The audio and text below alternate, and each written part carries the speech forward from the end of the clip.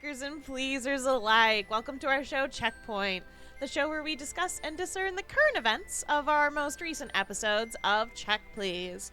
Today we are discussing Check Please episodes 40 and 41. I would love to welcome our members today. I'm Keni, your fortunate host. Foaly, as my co-host, hungry for fleshed out answers. Rawr. Hello, everyone. Xeno, our swamp witch swarmonger. Hey. Grem, our robot master and beloved gnome. Yo. And Beardy, our beloved daddy DM. Hey, everybody. We just wanted to preface this episode that if the audience at all would like to ask any questions of us while we're going through these that we talk about ourselves, feel free to ask in the chat. No pressure, though. And let's get started today by talking about episode 40. We had just finished our fight with bony spiders, went straight into a room, and if I remember the correct order of events, we opened one of the tombs. Were they tombs or caskets? Something. Sarcophagi? Sarcophagus. Yeah. Okay. And a bunch of Lichters came out. And may I ask, just for my own stupidity, what the fuck is a Lichter? So, historically speaking, they were basically like invisible. Sorry. Thanks. That's also true. No, so historically speaking, they were basically like a politician's private entourage bodyguards. They were people who were empowered by the state to beat the shit out of / kill anybody that was that got in the way of that particular politician / military officer. Okay. So, like, if you were an important person and you were, like, say, an elected official in ancient Rome, you would have one or more lictors that their job was just to travel around with you and make sure that you were safe. So they're basically like ancient world private bodyguards, and they had like special laws around them where like you are not allowed to touch certain people in society, and if you do, like the punishment for that was to either get your ass kicked or to be killed. So, okay. Could I say that when I was visualizing the lectures in my head, all I could think of was the Pharaoh's guards from the Mummy? You know what I'm talking about? And that's pretty. Yeah, but that's a pretty like accurate take. Like that's pretty fair. Okay. Just Roman instead of Egyptian. Yeah, exactly. They serve the exact same societal function. My brain was just like, oh shit, do they camouflage? I was curious mostly because I know the word was used to describe them, but at the same time I was like, I don't actually know what this is. I don't know what I'm fighting. Skeletons? Ooh. What am I fighting for? So, I mean, you could just think of them as like elite guards. That's about it. Elite beat agents? No. I mean, yes! technically, just the different kind of beat. Yeah. Beat down. But we faced them. I don't think there was anything really stupendous about that fight per se, but we got through it with some issues just based on it was a very tight room for us. I think that was the first time we've ever had to do just close combat like that. So it was a little more had to figure out where to wiggle, especially for the caster characters. True. I'm remembering that was the fight where Curler actually nearly went down. They were like at 20 hit points. Yeah. If I'm not Yeah. Curler took a beating in that one. Fucking eradicated them in response. That was nuts. Yeah, and then cast Circle of Undeath to Death, right? Yes. Yeah. Which I'd been sitting on since we got the standard way back in whatever it was. So it's an expensive spell, but boy does it kick a lot of ass. I enjoyed that moment, especially from getting my own ass kicked, getting the fight back was nice. Yeah. Mm-hmm. Some payoff. Sorry, you were saying Xeno? Oh no, that's what I was gonna say. I was gonna say Curl almost died in that fight. That's it. And that's it was a powerful moment. I feel like because of that turnaround. That's gonna have some ripple effects, I think, that we're already seeing. I did feel bad during most of that episode because I was like, I'm expending a lot of spells. I don't know what I've got left for Marcus, but I had 2 disintegrates that I was saving just for him. Ugh. It is hard being the canon that I am. and being like, do I want everything to go away really fast so we don't get hurt? Or do I save it? Fuck! But after that, at least, very happy and a very cool moment for Kurla to pull out that spell. We also had to deal with ash elementals and Chisel almost killing Vera. That's true. I did almost die. You did. So it was a rough battle. I at least was placed, Riz was at least placed at a decent area where it didn't affect me, but I was just looking at Xeno like, I am so sorry, my dude.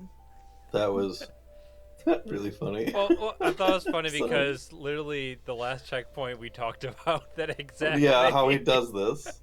And he's like, all right, I'm going to find a use for him next session.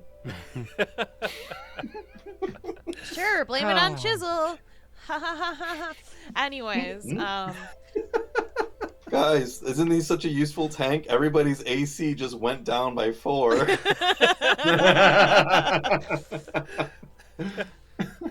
Love you, Skrewy. But there was an interesting anti-Pokemon moment where Vera tried to use Create Water on the Fire Elemental, which only made steam, which made it harder for the rest of us to damage things, unfortunately. I think it was a creative idea, but at the same time, as soon as it happened, I was like, well, did it damage him? Or I don't... Yeah, did it damage them? It did. Oh, It well, that's did. good. Yeah, Cool. it did damage the elemental, but it also created a steam cloud. 'cause I was just like, well, what would this do? Let's just play Yeah. the elements, and this thing will happen. I thought that was super cool. I mean, I thought that was really cool from both of you. Like, I thought it was really creative for Xeno, and I thought it was really cool that the uncommon use of the spell had an Mhm. uncommon result. I think I'd just like to say that I would like to try to move into more of a dynamic style combat like that, where we're gonna maybe move away from like rules as written and maybe move into more like conceptual style stuff like that. I like that. I'd like to see that kind of thing happen more often. So Well, and I'd also be down for if you were to say that Vera got hit in a certain way. I'd be happy role playing that so that they can't do some things occasionally just because I got hit in the Same. leg, so they can't go this, or they got hit in the arm. Like, okay. Yeah. I'm As down long with as it's that. not like Alright. first hit disables the character. Yeah. It's like, you're fucked. Split in half. Like, yeah. And I recall we saw Okay. a lot of that sort of conceptual, more heavily conceptual fighting from. Oh goodness, I'm blanking on the fellow's name now. Our wonderful guest star, help me out here. This is embarrassing. Oh, Earlier in the Silverquill? season. Silverquill. Yes, Silverquill, when he was Yeah. fighting against, when his character was fighting against Petravian, Yeah. and he used the environment around him in all sorts of very Yeah. interesting ways that Oh, weren't yeah. necessarily like Mhm. rules as written, but they made for fantastic. A theater. fantastic I mean- anime battle. It's true. Yeah, Very and- much and- so and- was. And that was largely by necessity because he wasn't as familiar with the rules anyway. So I just Mhm. told him to kind of wing it, and Yeah. that whatever he would try to do, I would just try to make happen. Give him a roll you know? for it. Yeah. Yeah, and just give him a roll to make, and we would just wing it, and it worked I really like well. those. Yeah. I mean, this is a bit of tangential, but I'm planning on a fighter down the line where I'm planning on doing a lot of that. So it's exciting to hear that that's going to Yeah, be. no, and I kind of want to go that route anyway. So I was just having a conversation earlier today about rule systems, and it might be something we want to we might start doing in the future. Is we might start looking into borrowing pieces of rule sets from different tabletop rule sets that work differently or slightly better than Pathfinder in certain ways, and kind of making our own amalgam rule set just in general. Yeah. To be like, hey, from now on we're going to try to do this kind of system and this kind of system and take what works the best from everything and make our own, and kind of just house rule everything together. Hell yeah. It's- I like it's that. something to think about. Homebrew Yeah, system. and I have a lot of Yes. ideas, like systems that I could point to for that would help. I think. Mm-hmm. Isn't that sort of the unwritten rule for tabletop RPGs? Like the golden rule is that if you change things to Yeah. make it most fun for players. But Mhm. it's also considered conventional wisdom, common knowledge that they're balanced, delicately enough that changing things too willy nilly would just create chaos and make it not Right. fun for anyone. And then no matter what you want to do, you want to make sure that if we do change something, we're consistent with it, because that's what really the rules need to do more than anything else. is be consistent. Gotcha. So we need to make sure that when we make a decision, it's like that's the way it's going to be, because we have to agree on that. Like we can't just be willy-nilly. I can't be like, well, this, because then if the player's like, hey, this worked last session, why doesn't it work now? That doesn't make a fun game, right? Because then you guys are just on the back foot, because you're like, well, I don't know if this is going to work because maybe the DM's in a bad mood today, and I don't want that to happen. And from the DM's perspective, it can feel like people are trying to weasel things out of things. They'll be like, well, what? Exactly. The sword just cut this guy's head off last time. Why can't I just decapitate everyone? Right. Because you didn't use the spell. So it's a give and take, but I think that there's some room for improvement in our current rule set. So something that I'm thinking about updating. But that'll most likely be between seasons. Just, because I'm not going to reinvent the wheel. There's a lot of changes that I think are going to happen between the rules we have for season 2 and season 3 to just make everything more cinematic, I suppose, since we are very much so a show.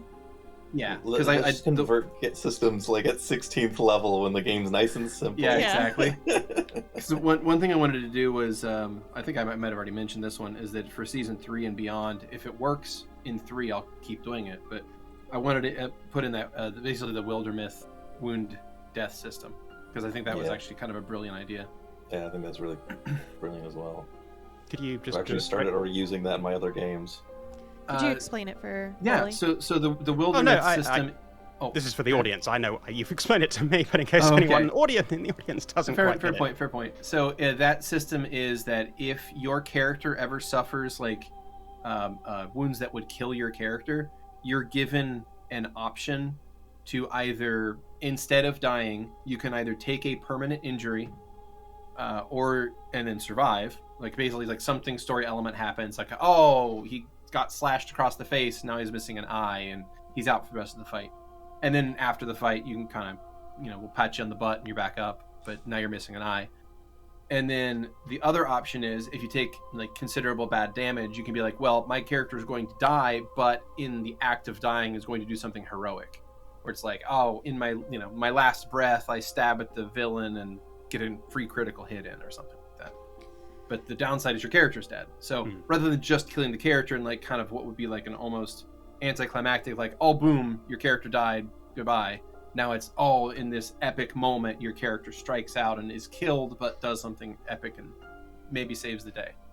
But I just think it lends to more epic, big storytelling elements. And it makes death more dynamic, because I feel as though maybe this is the case for most normal D&D, but it almost feels like death isn't the end for a character, and it's almost dampens that absolutely emotional impact on that at least for episode 50 of season 1 was very important for all of our characters. I think there was no coming back, so yeah, I mean, that was also a permanent death within the rules of D&D. True.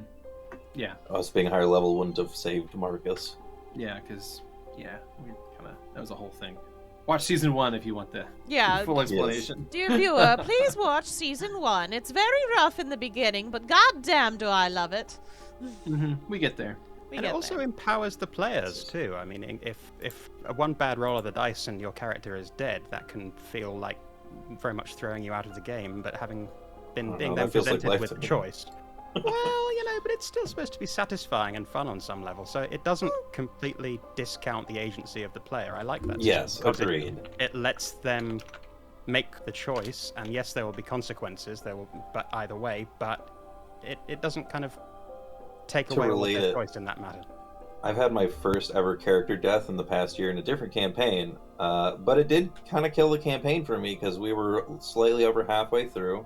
We had developed a lot of inter-party relationships. We almost everybody, it was nearly a TPK, and because of that, we all made new characters, and I've been into it. It's fun, but I'm not nearly as emotionally invested, because I was Wormwest in the first character, and I just want them back.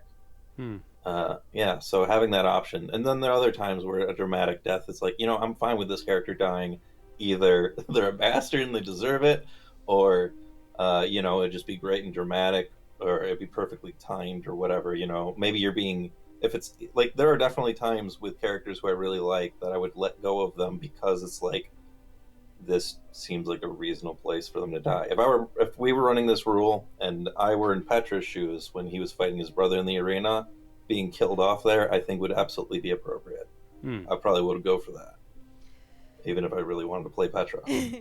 I think, for me, when I think about it, there's a lot of things that when I'm playing D&D, I have catharsis through the troubles of my characters. I don't always give them the bad start, right? The bad things happen during the adventure for a lot of them. And working through that is very nice for me. And there have been a couple of times in different games where I have had a character almost die, and I was given, based on those devilish cards that Beardy has, I was given the option of either dying or losing something. And I was like, this character's story isn't done yet, so I will take that loss. And that meant a lot for me for that option, because I don't think I would have been able to handle that death very well. But at the same time, yeah, I agree with Grem. There are plenty of asshole characters I have that I've been, like, ready.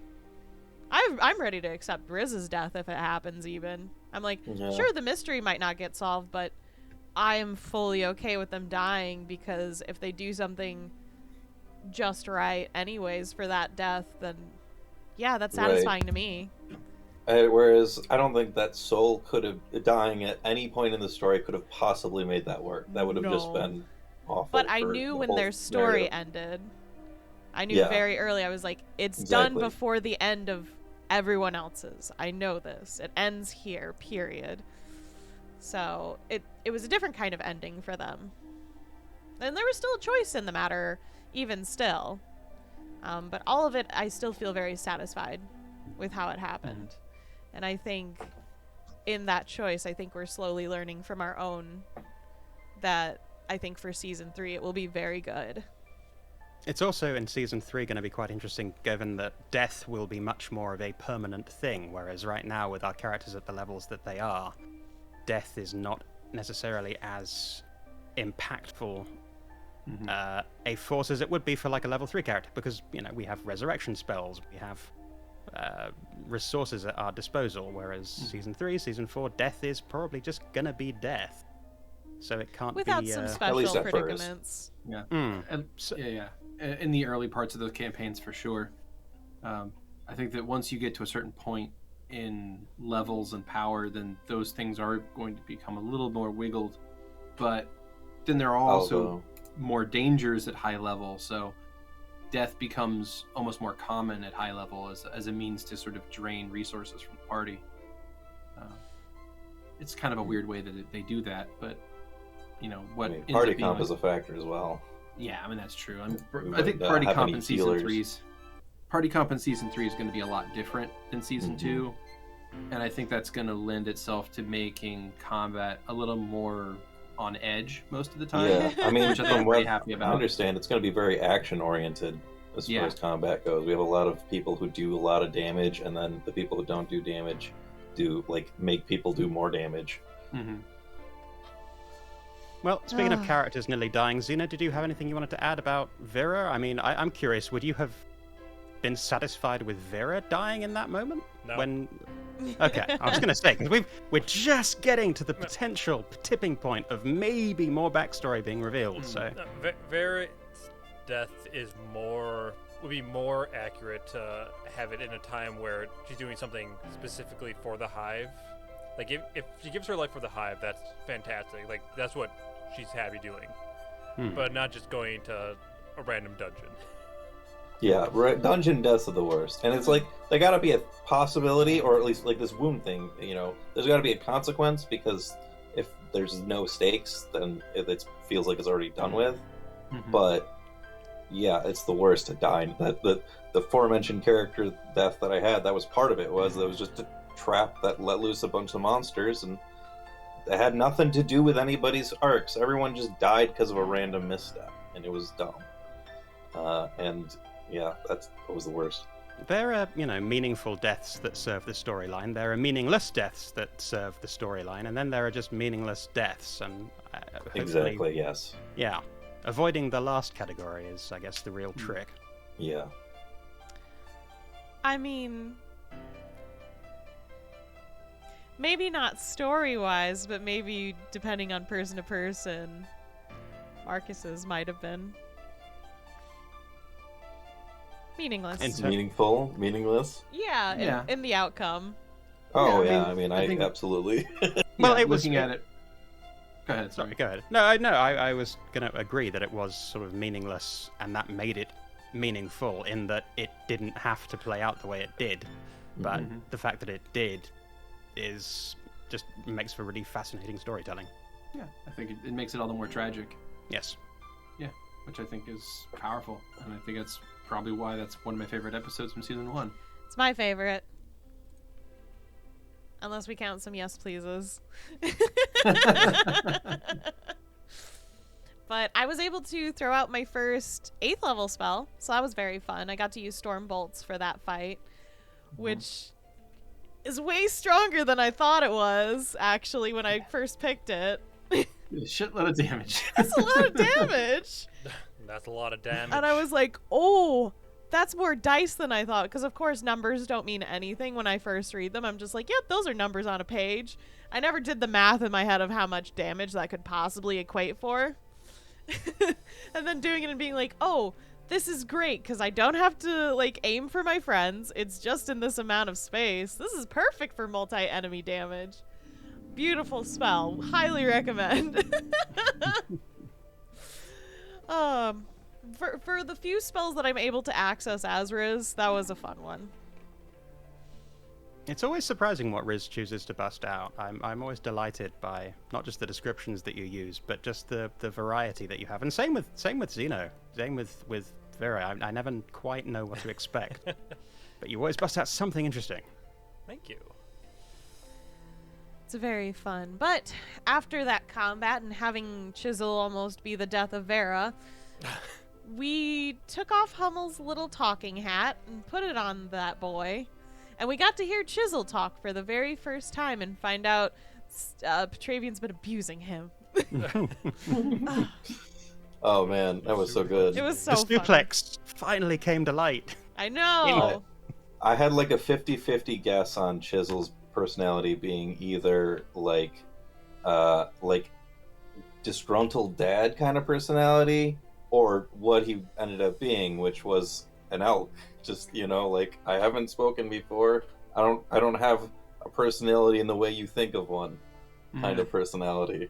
So my inspiration for his personality was just, I looked at his stats and I'm like, he has 6 intelligence, and I'm going to play him like that.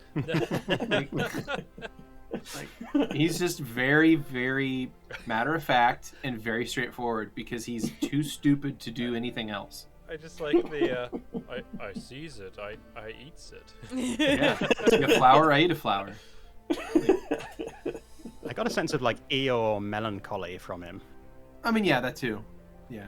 That definitely is a thread up through his whole story so far. A poor guy.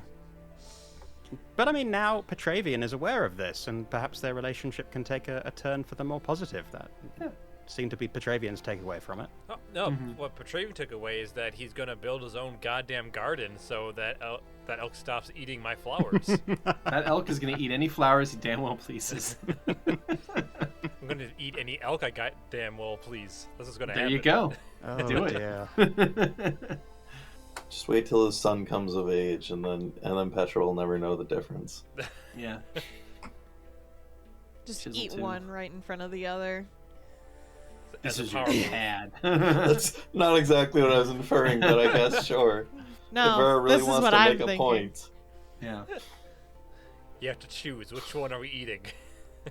Look, I will power move anything that I find needs to be taught a lesson like that. Oh my god. So Wonderful. we had our chat with Chisel. We learned a few things about Chisel's personality, and I don't quite recall. Did the story of his not estranged but his missing wife and child come out? We got a little bit of a hint of that, I think. No? He didn't talk about it. Ah, alas, that will always just I be. thought he did. I think we I thought he joked said- that he said I miss my wife tales, but I think that was Ah, not okay. in character. No, it wasn't. There wasn't I thought any he in said character. something. I thought he said Because I I think remember he as alluded Lavette being to it, like, but "You have a what?" No, because I definitely. I don't think he freaked said he out had a as kid, Lavette. though. Yeah, No, I something don't know was about the said. kid, but he definitely said he had a wife because Lavette was like, "Holy shit, Petra, you need to be better to your elk. He That's has a true. wife." He has a wife!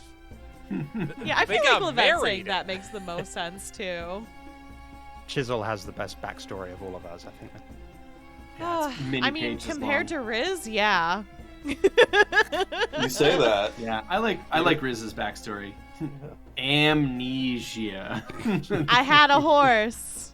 Look at my horse. Look at my horse. It's dead now. I have Remember another the horse? horse. It's stupider. I have another horse. It's stupider. I have another horse. It's stupider. That's their story. Mhm. That's their entire It's backstory. amazing. Now everyone else is fully aware of the exact same backstory that I received for this character. I don't remember who I am. I have a horse. Yeah, and then you said, "DM, go make a backstory out of this," and I said, "All right, I'll do something." Oh, I warned you about this before I even wrote it, and you said I know exactly what that character is. So don't Mhm. don't you go Yep. sassing me. No, and it's exactly what I said it was, and you're all getting slowly closer to discovering the truth.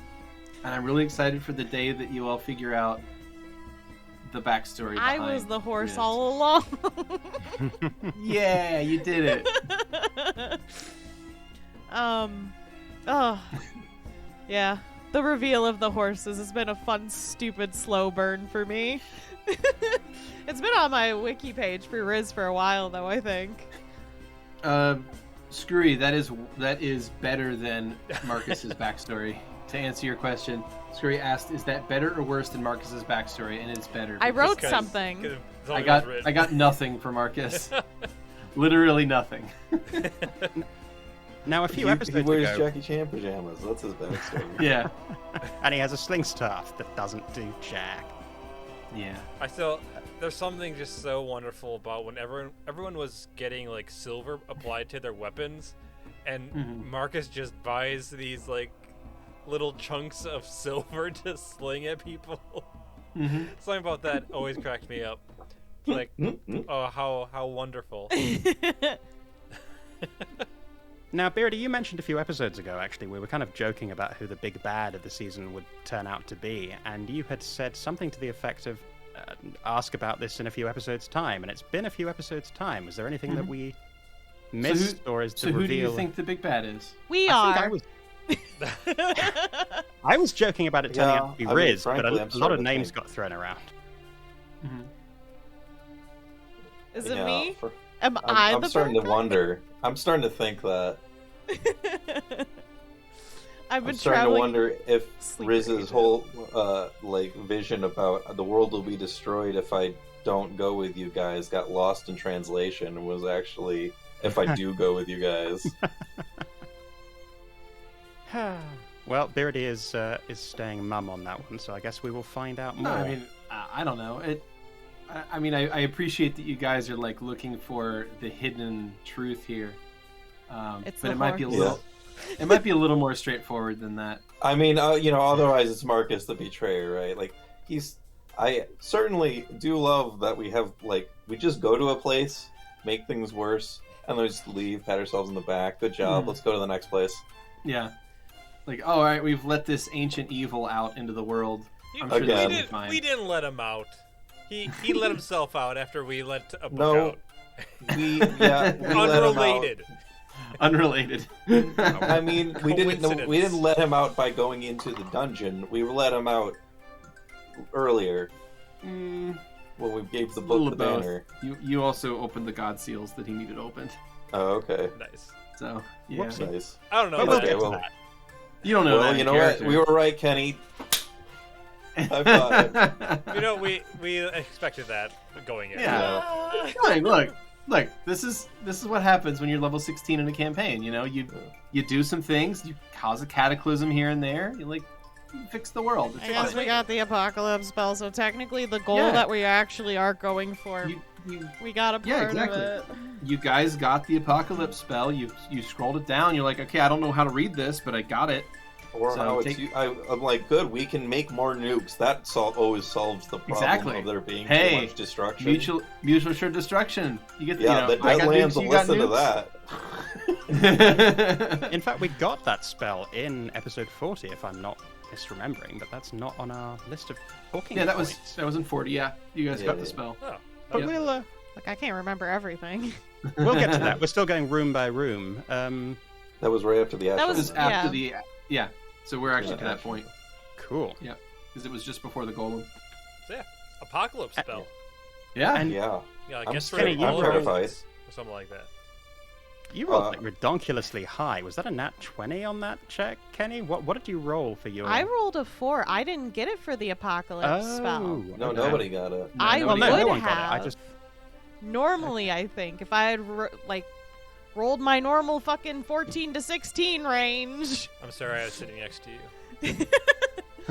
No, I was actually very upset because I was like, "Come on, dice! This is the one time that I really need you to work, please." Mhm. Oh, I don't that's know. I what think bring it to Karis is perfect, though. I It's a agree. great way to bring her back into the story, and like it's Yeah. totally her expertise and shit. Just Makes fucking total sense. 14. Just rolled it just now. Yeah. Like, Let me Of roll. course. no, you don't get to touch my dice, Xeno.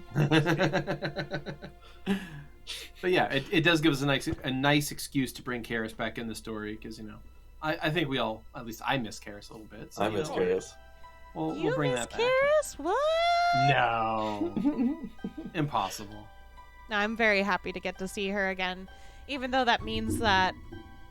You okay, my dude? No. Resist interact with children. Yeah. Mm. Even though Oh, I yeah. am the children. Mhm. terrify Saluna and Marculus again. I enjoy that, like, you're playing a character who likes children when you don't like children, except the only children that character doesn't like is you. It's great, right?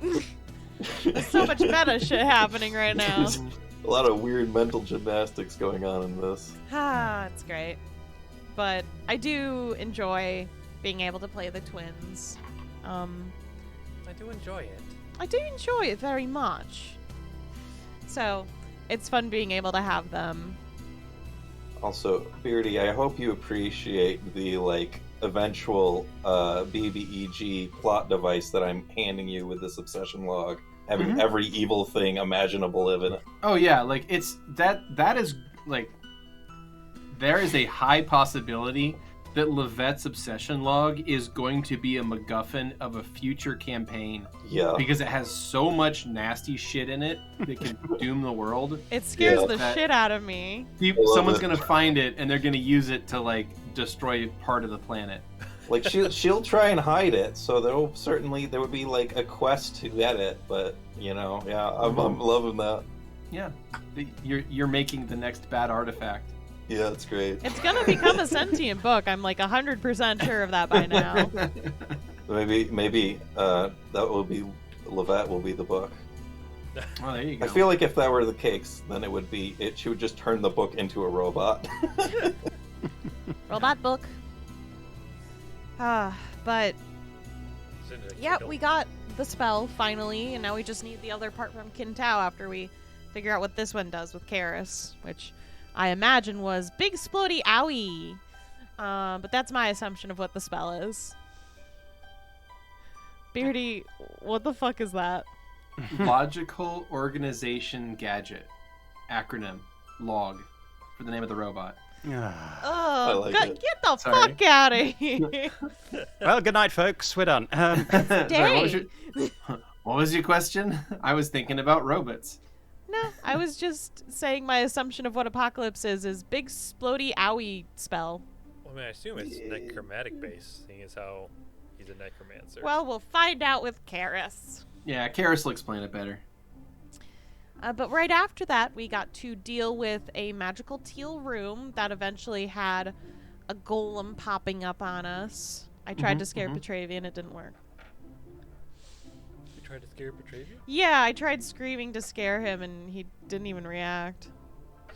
I don't even remember that. It's okay. I was sad. That's how effective it was. You don't even remember it. But So,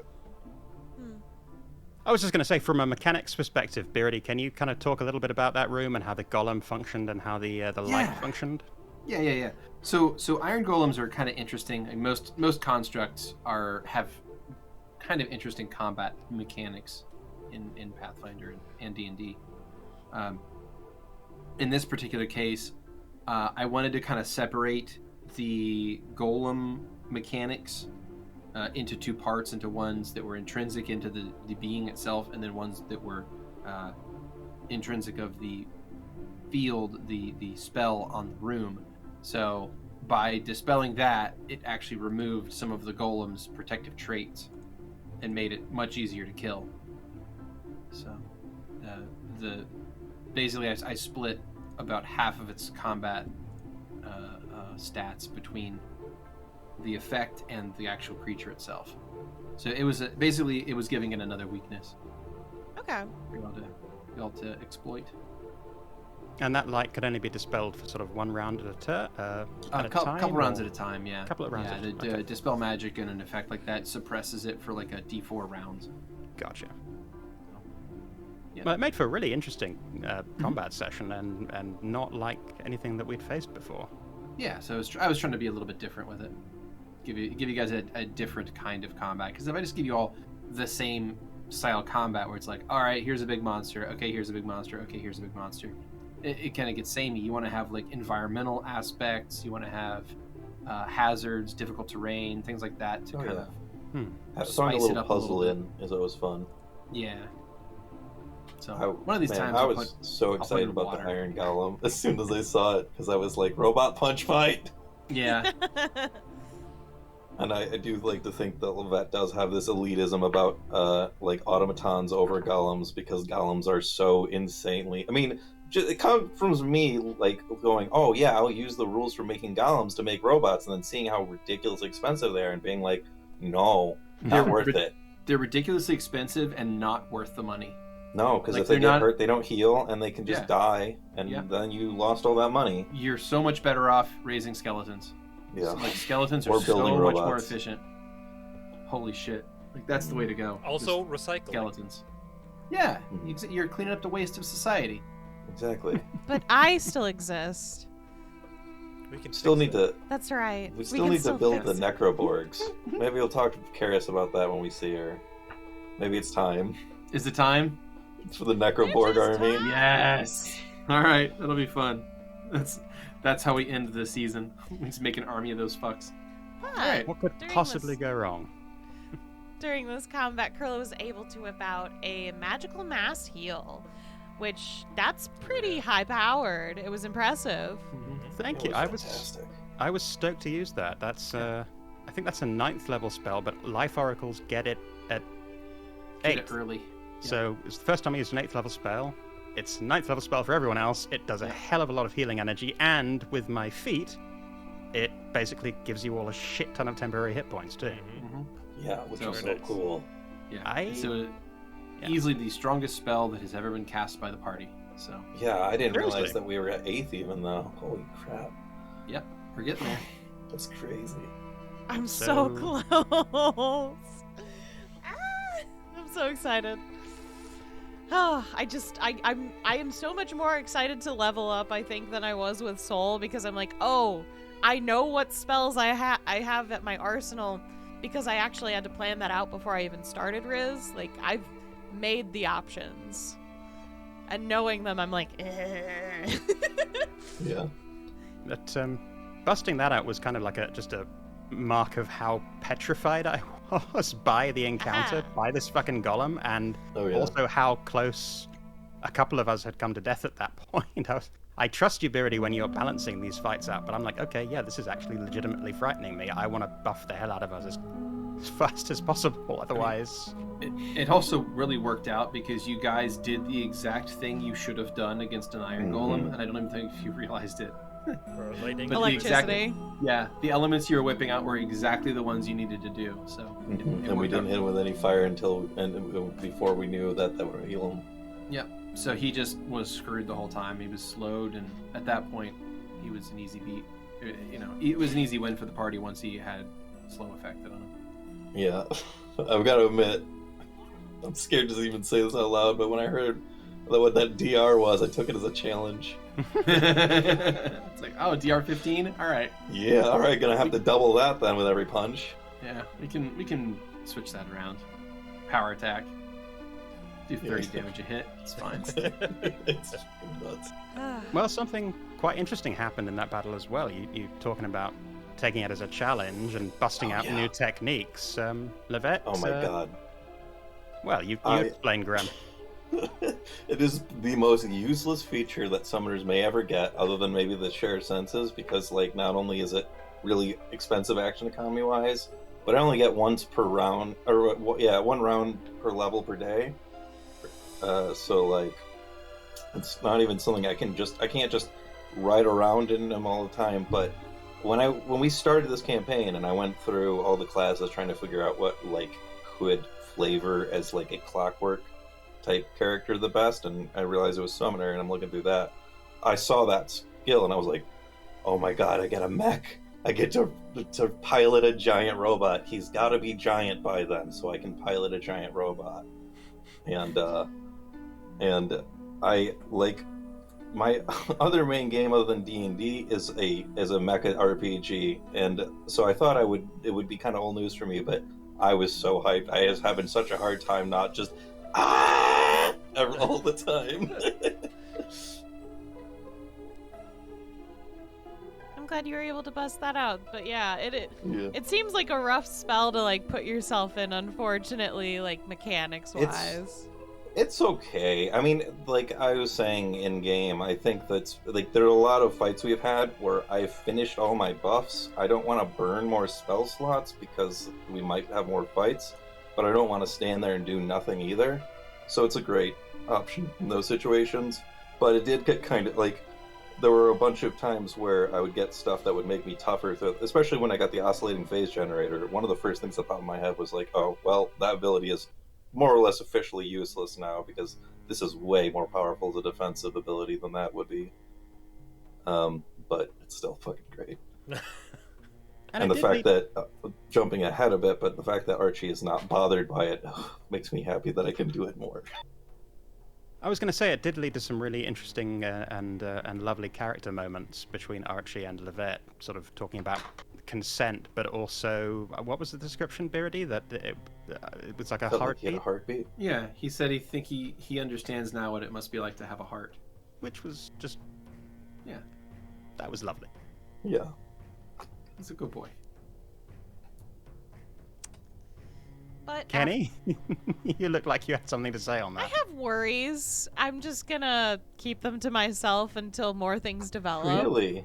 What could be worrisome about that? I don't know. That description freaks the fuck out of me, personally. I know Why? what it's finally like to be human. Now I am going to put them all in my chest. That's maybe a bit of a leap of logic.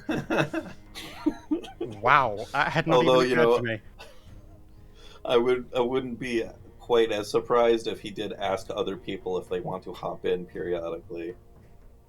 But mechanically, that's not really a thing that can happen. I'm pretty sure I've seen this. It's called Five Nights at Freddy's. So You know, open up his chassis. Fears are coming from. Just don't press the big red button that says "crush" on it. Yeah, just Lavette's gonna crack open his chassis to like do some maintenance at some point, and there's just gonna be a bunch of like children just stuffed in there. Oh goodness gracious! Oh, buddy. Goopy. Yeah. But Speaking of, we go into a goopy room after. Yeah, speaking of goopy, you'll find yourselves. Look around, find a sigil that's a little similar to the one that was used to fly away the magical essence off of Reduvi's items. And in a giant pit, a bunch of dread raves came out. yes. I also had to use a big spell on them so they die faster. I think I dropped a firestorm on them. Is that right? I think you did. Yeah. So very, very good to do that, because these are the kind of critters that if you let them stick around for a couple of rounds, they could really ruin your day. So getting them killed quickly is important. So you threw out, I think, the appropriate amount of force. Yeah, I was fucking scared of them. Yeah, I mean, like one good hit on Lavette, and Lavette would die from them. So Yeah. Lavette did die for them. Yeah. Basically. Yeah, I mean, like, it's so funny too because, like, my bad strength score is finally catching up to me. It's been 2 whole seasons. I took the like such a massive hit on it, and I remember when I built my character, I didn't even need to. I just decided that would be funny to have a really, really low stat, and I was like, plus I'm gonna have a buddy who is probably gonna be the strongest person in the party, and I was right. I never need to use strength because I have a literal hydraulic press to lift things for me. Except for those times that you tried using your cane or your crossbow. Or... Crossbows don't use strength. Yeah, crossbow and strength. You got one good hit with the crossbow. Yeah. One very Well, important crossbow. I mean, that's why the cane is funny though. It's because I'm so fucking weak. But You do I didn't think negative about- damage. I know, it's amazing. It's so funny to me that Wait. Lavette can stab If- somebody and it doesn't even hurt them. If Lavette's damage roll is low enough with the cane, she does negative damage, Xeno. Yes, that's true. It's amazing. When you get hit by someone and they end up healing you. Oh, Oh, I you feel put it better. like it's It's nice. acupuncture. Oh, I just Oh. freed up my chakras, thank you. Thank you. I feel so much better. My solar plexus is feeling. Oh yeah, this is my solar plexus chakra. My root chakra is feeling I great. low-key still want Lavette to get in a fist fight with somebody. Especially because as we get higher level and she gets to like kind of ridiculous numbers of hit points, and so like somebody could punt her across the room and she could just get Like a back up and run chihuahua. over. And I mean, it's not going to hurt as bad as any of the shit that we just went through now, so... I'm sorry, I do have a mental image though of someone like holding Lavette just, by the head, and Lavette just swinging and not being able to, the classic setup. I believe that happened in With Soul. the Meteor episode with Vera. Oh, with Vera, no, Yeah. you're right, yeah, actually, I'm very right. It's already happened. That was the first time she got into a fight with someone. Good times. I was busy getting I got the cane. stabbed by a nymph. Good Oh times. yeah, so you were. Goodness. But we were in the middle of actual combat. I can't remember what spell it was, but Curly used some big whoosh spell. That was a flame strike. Yeah. Flame strike from you. Okay. Yeah. To finish off the Dread Wraiths. I think that was the last attack needed. Which was super cool. I like that it came from the pit. Very thematic. And it left a sigil in the ceiling. Now I can ask for player reactions or character reactions, whatever you all want to talk about. Thoughts? I mean, I was like, that's expected. Yeah, right? Mhm. From Yeah, those player numbers. reaction is somewhat expected. It's yeah, like as a player, I mean, I can see why Curl is distressed about it, but there's like the part of me of my brain. Lavette's mostly like, oh, try not to worry about it. It's not finding of you. But to be honest, she's just the tiniest bit jealous Interesting. because that was taken away from her. Interesting. Like there's not, she obviously sees like there's like a part of her, and like I said, it is still a very tiny part. It's certainly not the majority, but there's a part of her that kind of feels like, if you don't want it so bad, can I have it back? Well, I think they've. I mean, as a player reaction, I was like, this is fantastic, because I themed that spell as coming up from the ground, from that which Right. and having the red and the black. And I like that Curler has been reminded of this, because it speaks to ongoing concerns they have about the nature of the power, and that's stuff that they need to investigate, and that I, as a player, want to explore with them over the rest of the season, because they have lingering issues about the nature of that power and whether they want to give it up. And Riz has already kind of offered to help them with, I think they kind of asked, would you ever give it up? So those are questions that Curler has been considering, and they've been reminded that they really need to come to some decisions on that, and soon. So I was pleased. Thank you for throwing that in, Beardy. My pleasure. But that pretty much brings us to the end of episode 40. As you guys open up another room and see a glowing red crystal on the other side of that room. The fucking crystal room. Yeah. Yeah, that shit is going to fucking leave Haunt a me. mark for a while. Oh Ugh. boy. That So then was, we move away. We move away from combat challenges and go back to RP challenges. And this one was kind of fun. I was just like, oh, you know, we're going to have a sacrifice room. Basically, in order to get through here, you have to give up something that's important to you. So how much are you willing to give up? I would have loved a week to think about it, but I feel like I would have come to the same conclusion. Yeah. Yeah. Yeah. I think that getting it on the spot was important too, because It I was didn't want very you guys interesting. like.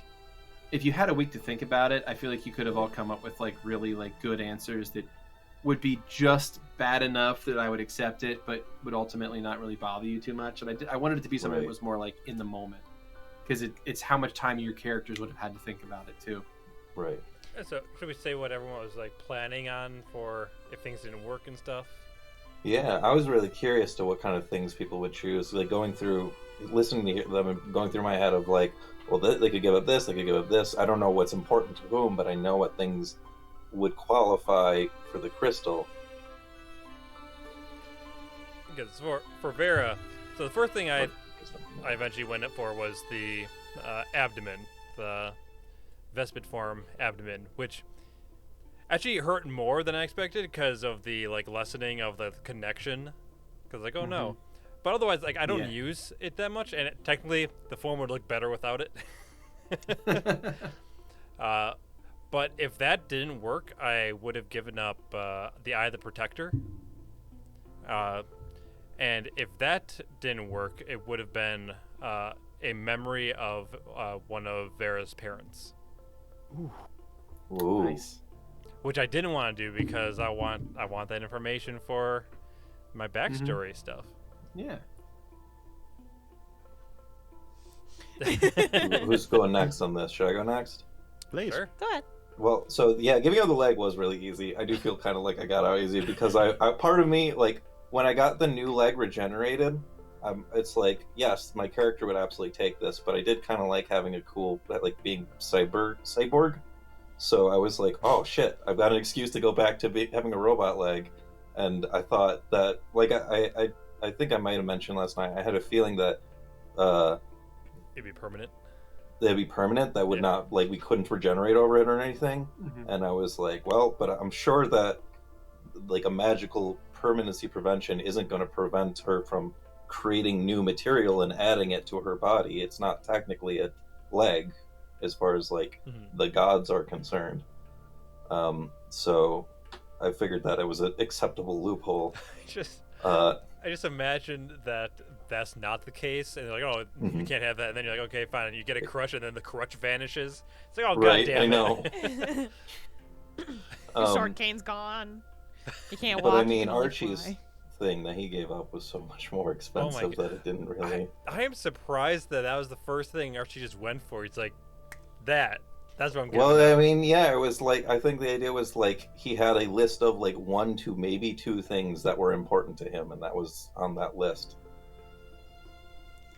Yeah, I feel very similar in the fact with Riz, with Yeah. Archie, where I didn't have a big list of things that matter to this character.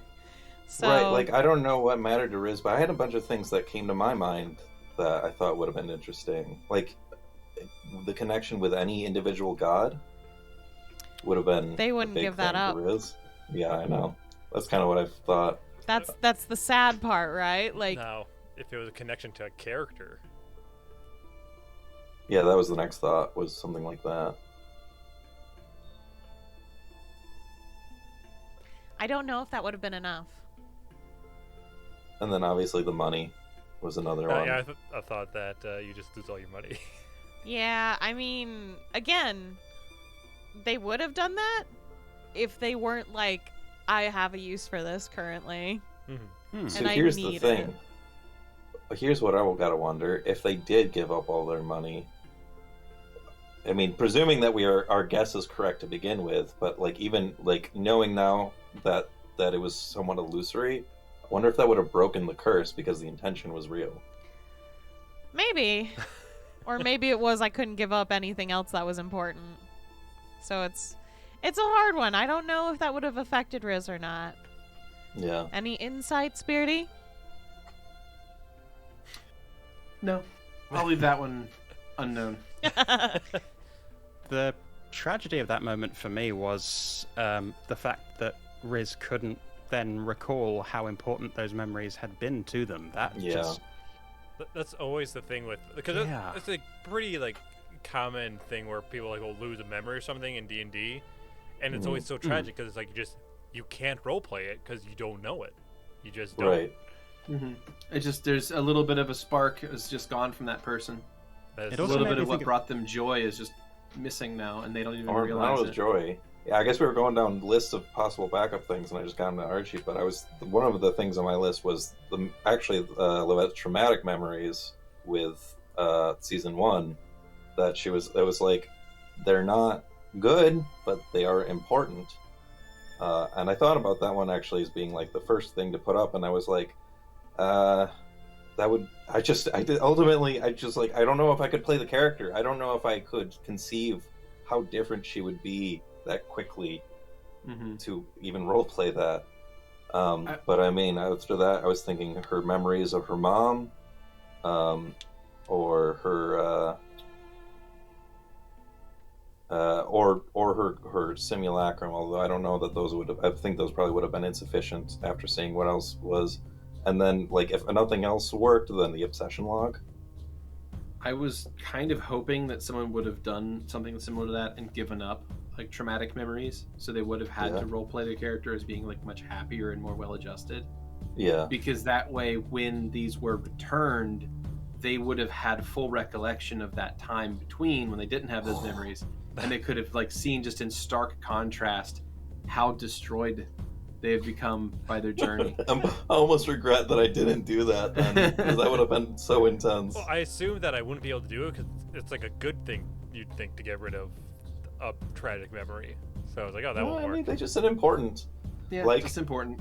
Like, the part of the reason that I couldn't, like, I was out of character, but also in character, while they were traumatic, Lavette couldn't give up those memories. She was like, I wouldn't be who I am if I did that. I can't afford it. And I think that's a good rationale. I like it. I want to ask, Beardy, did you have in mind any, like, did you have thoughts about what players might be willing to give up? Had you... Oh yeah. Well, Yeah. So you had guesses as to what people would offer? What were the Pretty guesses? much, yeah. Yeah, tell us your guesses. Yeah. Okay, so I figured that Lavette would give up, would never give up Archie. Never give up anything, critically important. It would probably do something more physical. And it ended up being that was the case. So, sorry, I'm getting a spam phone call. There we Nice.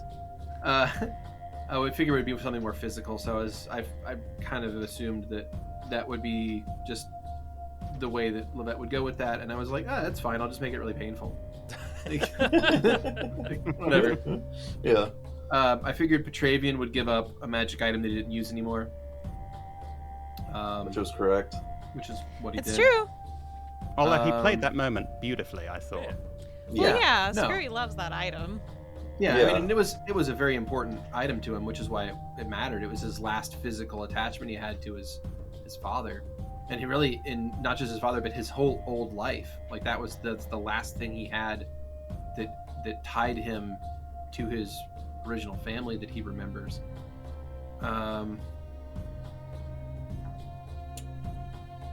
I wasn't sure what Riz was going to do, to be honest.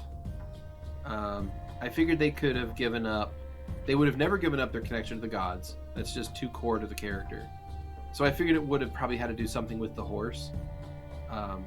Whether it would have been the horse just period, or would have been just the memories of the horse or something like that. So I was pretty close to my guess on that I've got a one. question on that.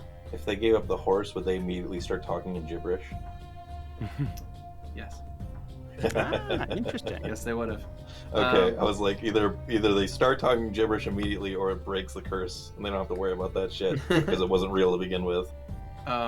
And then for Kurla, I figured it would have probably been about what it ended up being as well. Like, it wasn't... Like, the things that are important to Kurla are, like, their memories of their past. maybe their friendships with some of the members of the party. So that was also a possibility that Kurla could have given up like their friendship with, Riz or, Archie or something like that. Like something else that they had developed over the course of the season that would have been important enough to the character. I wasn't entirely sure what Kurla was going to do. I actually did thought consider Curlis the was traumatic fantastic. moments, the traumatic Yeah. memories route that you mentioned. I did consider that. But I was hoping that you would just say, like, I want to give up my memories of Verla, just full stop. Yeah, I kind of thought that was I what it think was. that would have been really interesting to see, like, what Kurla would have been like sans those tragic memories. But oh well. Yeah. I didn't fine. have anything I thought traumatic Kurla's to was give up. fantastic, though. The whole dynamic with Kurla's was fantastic because I kind of like sensed all three of us thinking the same. Like pretty much everyone in the group, but I definitely noticed Beardy and Foaly both like following the same pattern I was of being like when you're giving up one or the other, being like I was like, you know what, that makes sense because those are definitely important to Kurla, but neither of those would like either of them kind of replace the other in sentimental value. And then being like, exactly, that's why it can't just be one. Mm-hmm. And that's why I was like, there was a pause because that was part of the answer, but not the whole answer. I found it... Sorry, go ahead. Oh no, go ahead.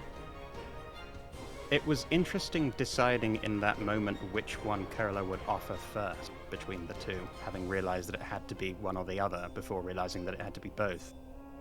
So, that they gave up the blanket first before the locket that their father gave them. Mm-hmm. Yeah, I thought that was interesting too. Yeah, but I didn't expect it it. could also be Curly giving up the thing that they thought was more important first. Yeah, I For all saw we that know. in either direction. I felt that it was probably the that they gave it the blanket first because what I was saying about the blanket having it, like the fact that it's paintings of both of them kind of gives it sentimental value for both in both relation to Kurla's father and to their sister.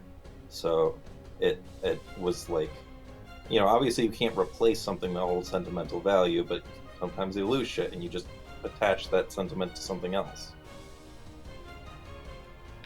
That was a hard moment for Kurla. Yep. Understatement. Yeah. Yeah. Did you Now have you're telling me. Did you have a thought for what Vera was going to give up, Beardy, or? Oh, part of me thought that you might have given up your scythe, but That then I was was like, the nah. first. That was the first thing that came That to was, mind. Actually, Like the Vera would never give up that scythe. actually that was the first thing that came to mind was potentially giving up the scythe, because it's not as needed by the hive anymore. Now that Yeah, she's that's- resurrected, it's Yeah, easier for her to that's true. communicate. I frankly thought Vera was going to have a super hard time with this because she's so utilitarian. She doesn't attach sentiment to anything that like anything she would and like she's not really going to change, right? She would, I feel like, go through a very long utilitarian list of things to give up before picking anything that has like emotional value to her, which did kind of end up happening, but it was something that ended up having emotional connection anyway. Yeah, which was kind of the point, so it worked out. So true. Yeah. What did Chisel give up? Oh yeah. Chisel gave up his connection to Dravia. I felt. Interesting. I can't believe No, he technically would have lost all of his paladin abilities through that because he essentially he was stopped just a being regular an- elk. Wait. Well, sort of. He stopped being an animal companion Right. after he touched that until the end of the dungeon. So he gave up his connection. He granted his own freedom. Is what you're telling Yeah, me. basically, yeah. Yeah. I'm free! I'm free! No. And then kicking and screaming back. And, Yeah, and that he actually is a drug back question for again. you, Beardy. Had you always intended for those to return, or was that a sort of spur of the moment decision? 100%. Yeah, it was. None of those were ever meant to be permanent. So It was Yeah. it was more of a way to see what the players would be willing to sacrifice, and then having it all handed back to them. So in almost in a way to make them appreciate those things more, by having those things returned to them after they left. Which, I mean, the leg was nice to have back, but god fucking damn, I am so glad Archie's thing was not permanent. I was so crestfallen. I was like, Yeah. I'm back to fucking depressed, grumpy ass season 1 Lavette. Like, Wait, you left? The deployment of the it pronoun and then the master, I was like, holy shit, yep, there it is. So you played that really well, Beardy, I thought. I as a player was very distraught about the memories of the horse being gone Yeah, more true. so than Oh my Riz God. was. It was weird playing that because I'm like, I'm currently crying, but my character's fine. Fuck. And this is So- why it's terrible to play over Zoom. I wanted to be there and like offer you a hug in that moment. Oh no, I wouldn't. I don't like being touched. Like that whole game happens. Don't touch me while I'm crying, please. Ever. Offer hug was the key word there. No, if anything, it'll probably click me out of an emotional state. So I would rather be in something to be genuine as possible for our show. So I don't need comfort. I need realness. So after you guys gave up those items or pieces of yourself or what have you, you made it through into the next room and you found the very last of the memories that I had peppered throughout the dungeon up to that point, and that basically completes kind of the backstory of Marcus the Destroyer. And I guess my question to all of you is, what were your thoughts about how that all turned out? Like, what did you think of his backstory? Does his motivations make sense? Did you understand what his plan was and what his plan currently is in the modern day? Is his current plan take over the world? Pretty much. Okay, Yeah. okay. I was like, maybe I missed something. Yeah, no, I mean that's pretty much his plan. Yeah, this is. It sounds very genocide-y, the way Mhm. he was Yeah. talking. Yeah. I'm gonna change the Sims music out for a different song for this. No, I think it made everything's made bad. sense. It was a slow burn reveal. I think the pacing of that worked really well. I think it painted a compelling picture of him and his motivations and why his attitudes have shifted from just being about domination for Prota to being fuck everyone, including Prota. Mhm. No, I think he's a fascinating villain. I'm annoyed that we weren't able to kill him then and there, but then I didn't that think would've we were been- going to. No, honestly, neither did I, and that would have been very anticlimactic if we had. So I'm excited for him. I do have a question for Skrewy in the chat. Do you get it? Does it all make sense now? Did you have that moment of realization, or had that already happened sessions ago? I'm not sure. I don't I'm know just- if you're I'm giving asking- him a big enough hint, Beardy. I'm asking point blank because I want to know if it has clicked yet, or if that has already happened about the memories I was peppering in and trying to piece together like how this stuff all went down. So I will I'm- keep quiet. I'm curious about that. Well, you'll have to keep going, I think, because it does Yeah. have some delay on it. There's a bit of a lag, so I'll give him some time. But anyway, so he explains in these journals that he used the lost souls to go out into the world and collect information and collect power and then to bring it back to him. So to kind of keep him aware of what the world was about, right? About how the world has moved on and how it works currently. But these were all shards of himself that he sent out into the world. So, yeah, I just didn't know if that had clicked with Skrewy yet. So, yeah. Yeah. So I'm guessing, judging by his ellipses, answered that it had not, but I'm not sure. Give him a second, but Give him a second. To answer your other question, it wasn't what his... He's not sure if he gets the question. So Skrewy, this guy makes lost souls by shredding off parts of his own essence and then sending them out into the world to gather information and power and then bring them back to him. This guy named Marcus. This guy named Marcus Yeah. has, creates lost souls because they're shards of himself that he sends out into the world to collect things and bring back to him. I gotta say, I just appreciate that after years of gaslighting, the names are in fact related. Yeah, right? It's like, no correlation. No What correlation. a bitch. I can't believe you lied to me. I do what I have to do for the story. I understand. I've done the same. Well, he says he gets that. Yeah, okay, he gets it. All right. Cool. It's a So- nice reveal. so after was- however so I many just- years it's been. Yeah. So here's my question: was he sent out for anything in particular, or was he just sent out? He was sent out to gather information and power, just like the rest of them. So he was in the process of gathering information when he ate Garbin to get information, and it ended up kind of like getting lost in the Deadlands for a long time. Because Garbin was adventuring in the Deadlands at the time, so he gets eaten, kind of bums around the Deadlands for like a couple hundred years or however long it was, and then pops out and finds his way to Edge the same day that Season 1 started. So, at least based on what we've seen already with like the visions and stuff, I'm curious: is turning into people a thing they normally can do, taking like another form like that? Yeah, they can jump into people and steal their memories or body. Yeah, Okay. yeah.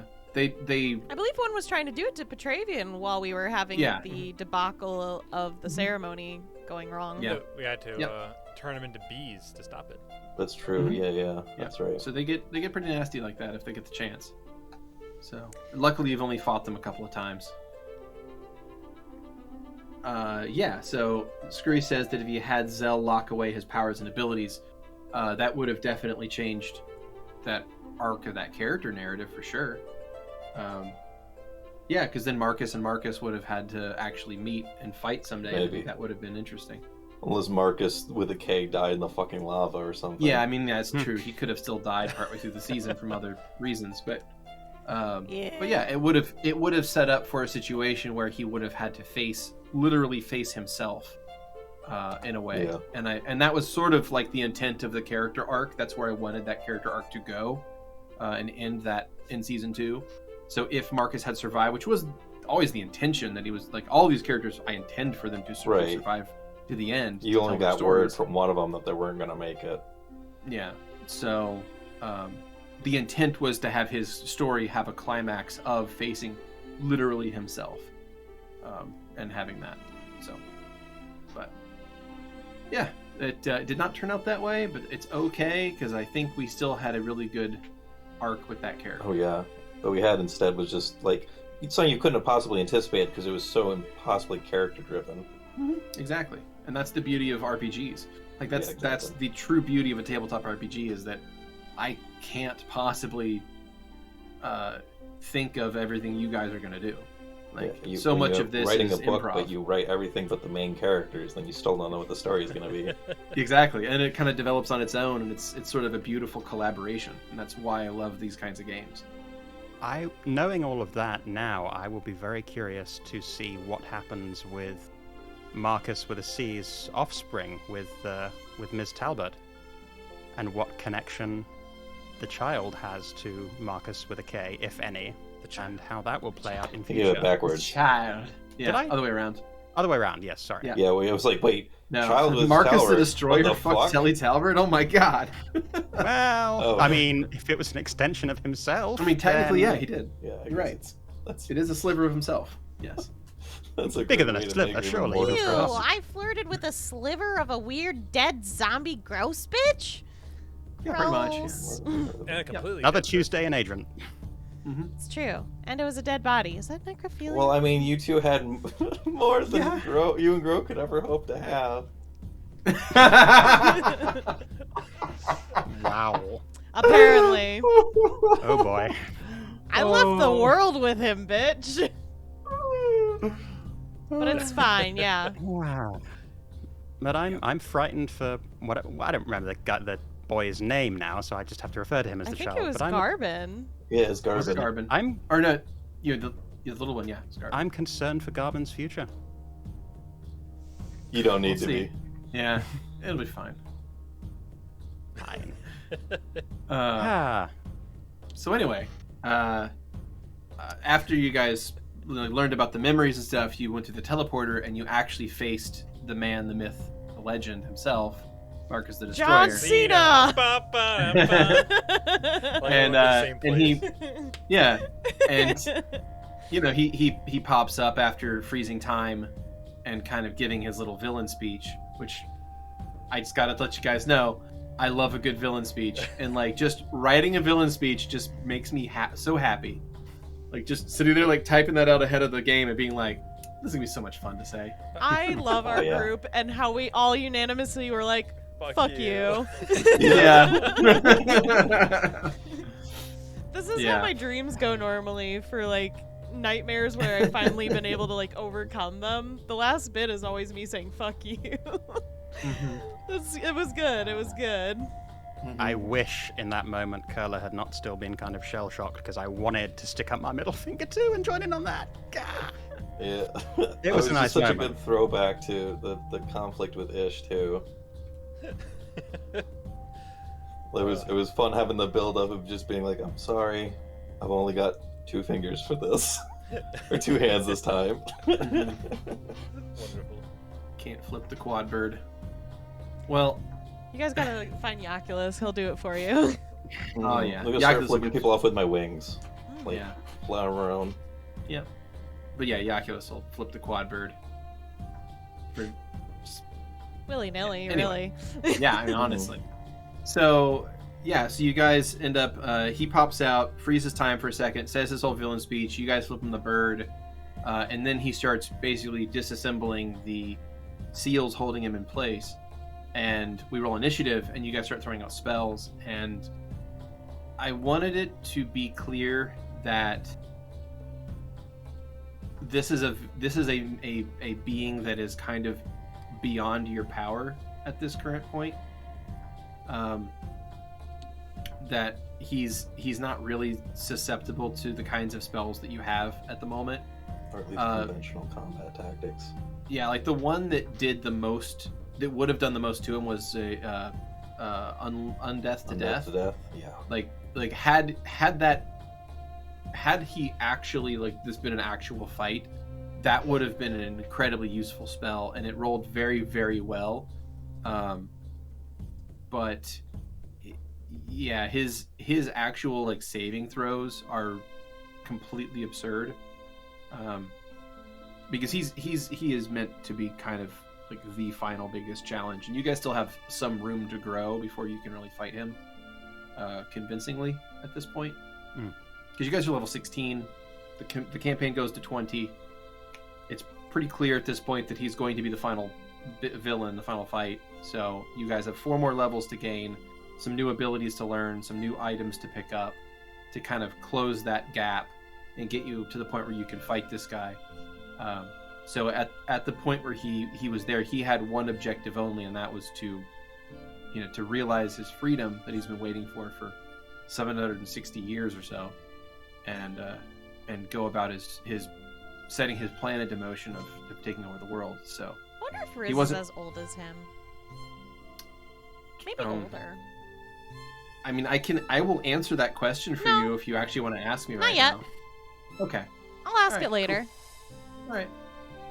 So we're so far beneath him that he won't even deign to kill us at this point. Yeah, I mean, you're essentially you guys were useful tools. You were, you let him out. Spam.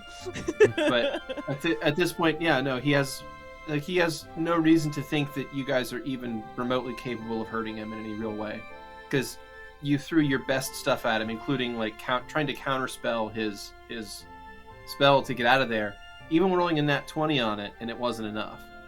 So I hate it. To his view, you guys are you're just beneath him to the point where he doesn't even need to worry about you all. Like, he could kill you all with one spell if he wanted to. So, like, in one combat round, he could have just cast a single spell and probably wiped out everything in the room. But like, he's not there to do that. He's there to set in a global domination plan. So now you guys have something in your pocket. You have the apocalypse spell. So hopefully you can take that and make some actionable plan out of that spell, and then figure out, what to do next, and then what to do next, and what to do next. And then by the end of the campaign, you have like a concrete plan of, here's how we kill this fucker. So that's kind of the idea. I was gutted for you, Keni, that counterspell didn't work on that nat 20 roll, because that was a It fantastic was a roll. nice feat that I took a long time that I was like, I don't know if this feat's ever gonna matter to us. But I would like it to, because I like the idea of fucking up another magic user's day. Mm-hmm. And I think it'll definitely come in handy when the time comes to actually fight this fucker. Yeah, I think said off camera last night, but the fact that you did roll a nat 20 and it still failed, while that sucks, was like way more informative than if you had rolled slightly less even and failed. Like, it was like, okay, we're not fighting this guy. Clearly, that's not what's going on here. Yeah. And then my priorities switched to just making sure we didn't die and just playing defense. Mm-hmm. So, I mean, at least it made me feel less bad about using a bunch of, like, hard-hitting spells earlier in the dungeon, though. So I was like, well, at least we're not screwed. Mm-hmm. Because effectively the combat portion of the dungeon had ended after the wraiths. So after that point, it was, just an emotional challenge, and then just a story beat to be like, okay, the big bad evil guy is now completely in play. So from here out, like, your big antagonist is actually out in the world doing stuff.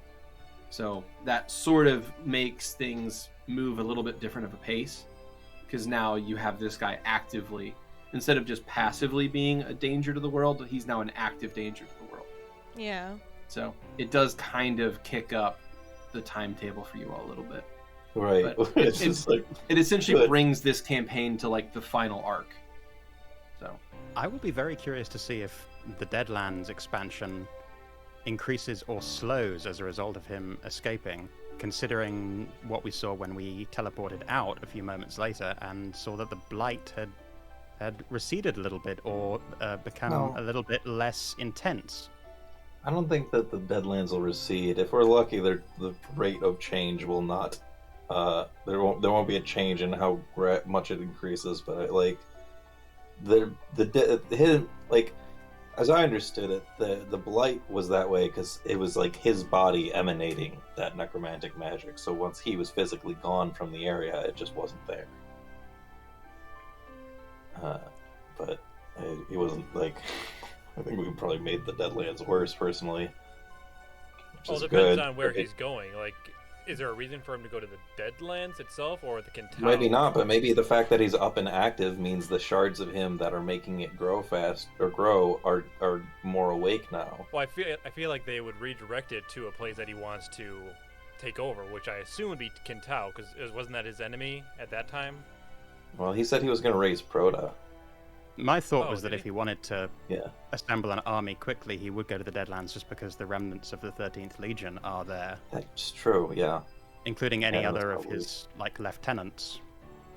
Lieutenant. I know we defeated one, but others English versus English. others may be there as well. I'm also wondering if he took the standard with him, but perhaps that served its purpose. Yes, I know. Lieutenants. There we go. Is that better? His colonels and lieutenants. the colonels, colonels, lieutenants, and lieutenants all. Oi, it's lieutenants. Yeah, all right. Right. I laugh as I wear a billy cap. yeah. Well, as we keep trying to fix things, we keep fucking things up more, which is thematic, I think, for two seasons. And yet we keep trying, and that also Yeah, I says know. something. Well, it's like surely it's got to reach a breaking point, right? Surely there's a limit to this. So I feel It's- so Where they're making a D&D movie, right?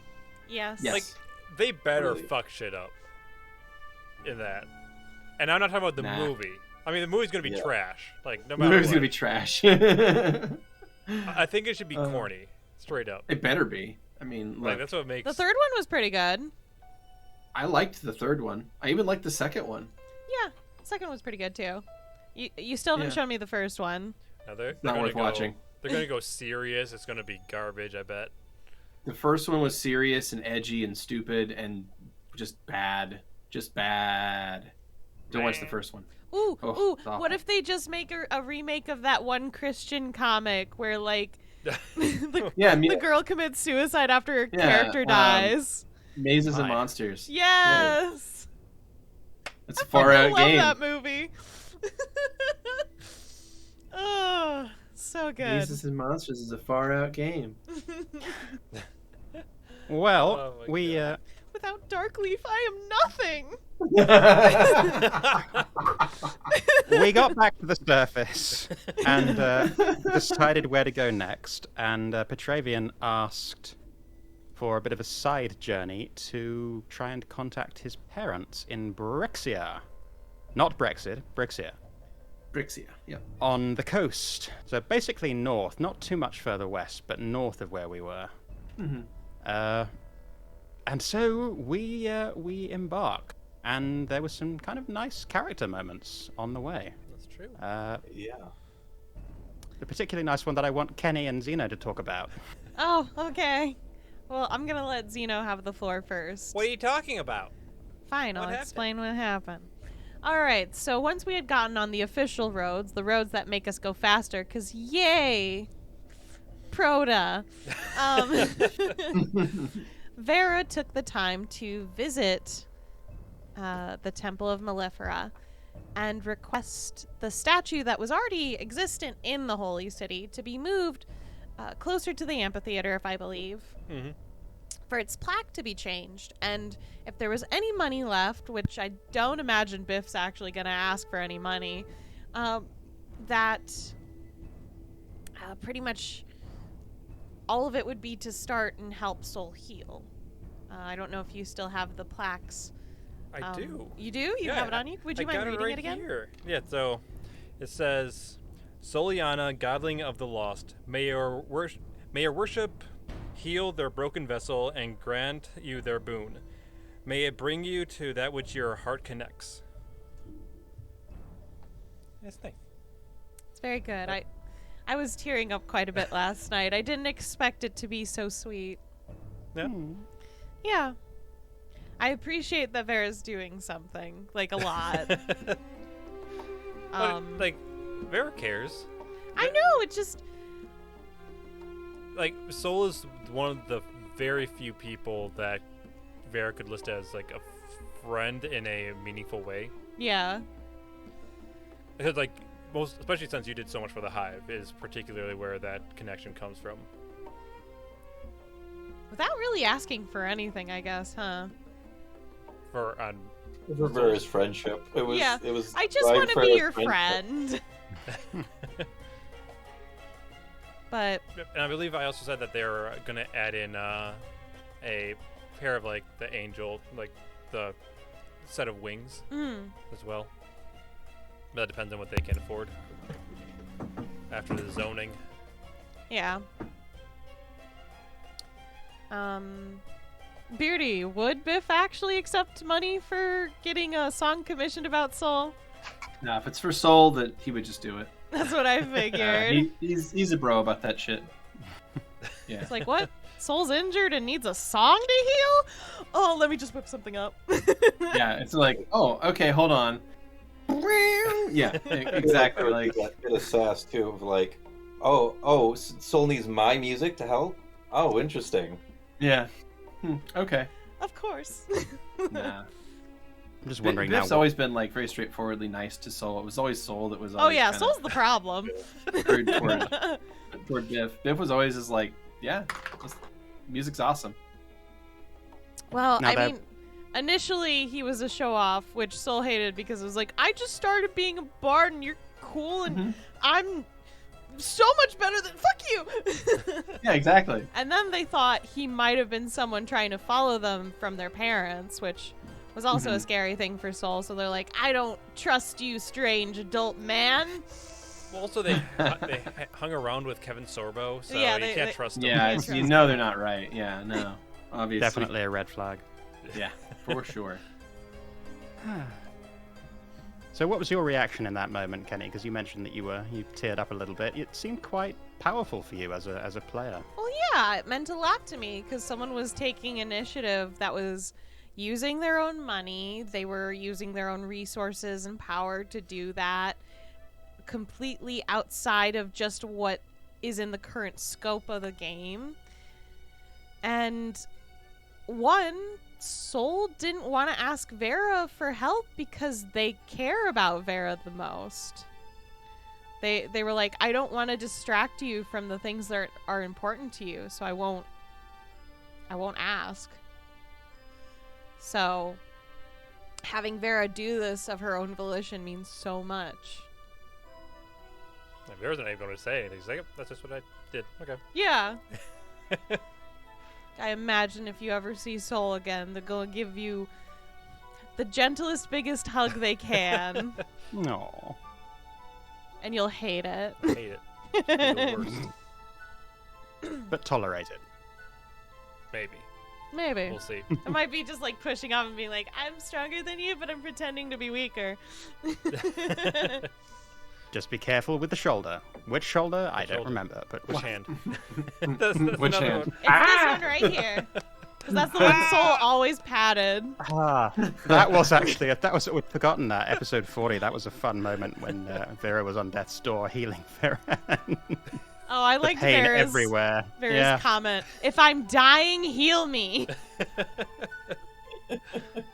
It's Vera's pragmatism coming into direct conflict with Carola's obsession with consent. I think I was talking about this after the session, but I just imagine this wartime medic. This person's like, Shaw's like, oh my god. He's like, is it okay if I put this band-aid on you? It's like, what? That's Carola. It's a good Consent comparison. matters. I also love how Vera, like, no matter what people are doing for her, she's always fucking mad. Yeah. That do be Vera. What? I mean, it's why That bitch. her alternate form's a wasp. Like, I'm trying to remember, there was something in the crystal room that Lavette started to say, and Vera just, like, immediately, like, snapped at her. Oh, she was, like, trying to come up with ideas, and I was just like, what the fuck? I'm like, that's just Vera. What did? I remember Vera. remember. All I remember is Vera saying that we should say what we want before we touch the crystal, so that we can be like, "Hey, maybe you shouldn't do that dumb shit." Yeah, I And mean, then all no one ignored did it. I'm sorry, Xeno. That's the only thing I remember saying as Vera before that.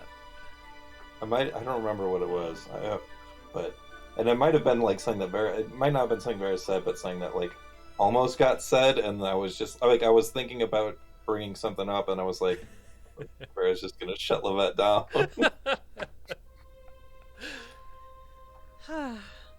But the statue was very nice. Thank you, Xeno. Of course.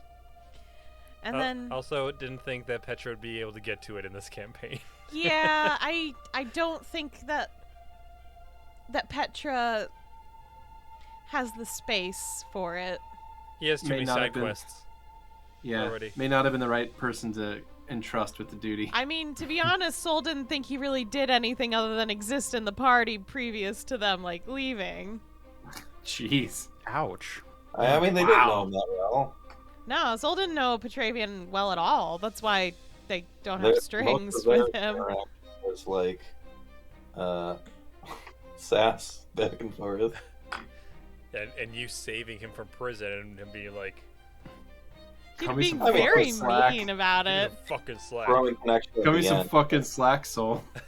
And Soul's just like, I just talked your way out of prison. Fuck off. Well, it's interesting that Sol and Petravian did not have that deeper relationship, given that in this episode, Petravian's connection with your new character, obviously, Keni Riz, has now kind of gone up a level or two with Petravian apologizing. He hit the correct, like, talk tree parts of the conversation in the dating sim. Yeah, really though. Also, I think Skrewy did a very good job this episode. Oh my god, his A lot role of- playing was really good this episode. Very Mhm, nice. He's Absolutely. on point. But he asked Riz a question. Riz threw it back at him as they did the first time, which was were the leaves dying in his room? He answered correctly, being like, because you thought I was leaving Eden. Riz explained their point of view of why that was very frustrating for them to hear. And then he apologized. And I guess Riz never anticipated him to ever apologize for anything he does in a meaningful way. Mm-hmm. Because there's a difference to Riz. Like, you can say sorry, but you can not mean it, or it can just be a habit, right? And I think that's all they've ever heard out of Petravian. I don't think they've ever heard him truly apologize to them.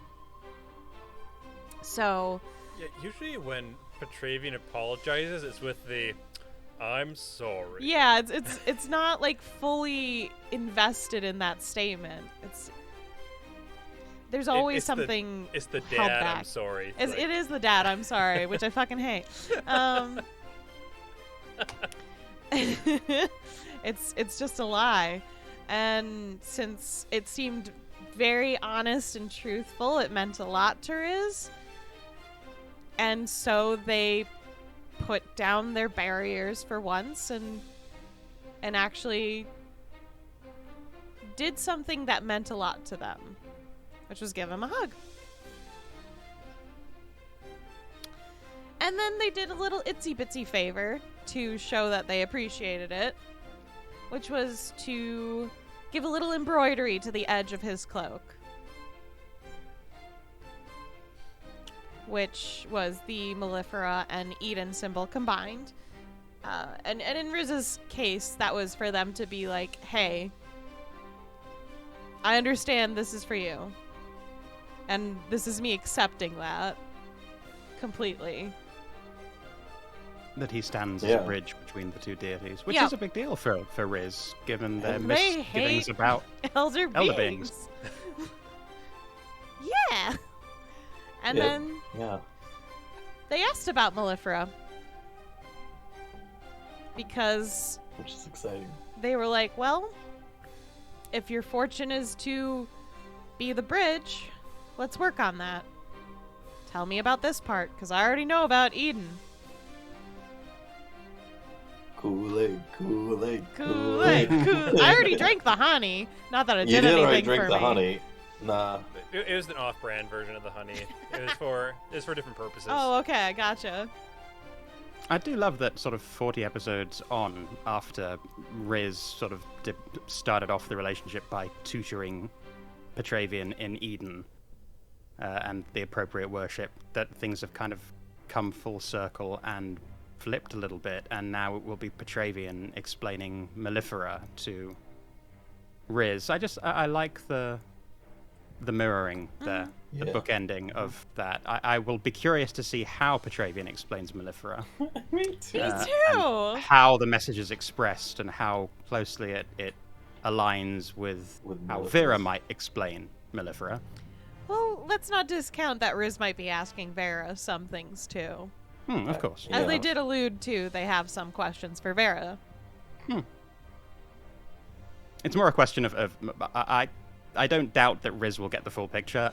My interest is just in how Petravian will, in particular, will depict things. Try it. Yeah. Yeah. It will be a test for how well Petravian has embraced I wouldn't even and see it as taken a aboard test, all of just- that. I think it will be an interesting demonstration of like, well, I mean, like, because I do wonder if Petra is on a different page because of like having the multiple different deities that give him a different value set, or if he's just on that page for himself, but still like knows which page to turn to preach to people. He has been getting his ear talked off about it for what, 5 years now. Mm-hmm. It's true. Well, boy's learning. Mm-hmm. He is. He also learned some other stuff. That's true. Yeah.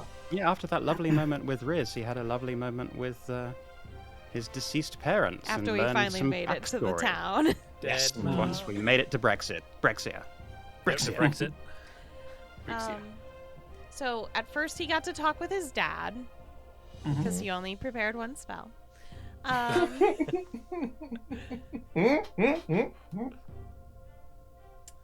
Yep, sweet boy. And he got to have a discussion about what was going on, like who killed him, all this stuff. And just for clarification, because perhaps I was interpreting wrong, but did Petravian's adoptive father kill his birth father? No. No, but he was there. No. He was there that day, and he took pity on what had happened. I mean, this is all out of character. We're not going to work off of meta knowledge for anything I say today, right? Do I ever? No, I'm not saying you specifically. I'm just saying, like, if I say something that's like maybe like.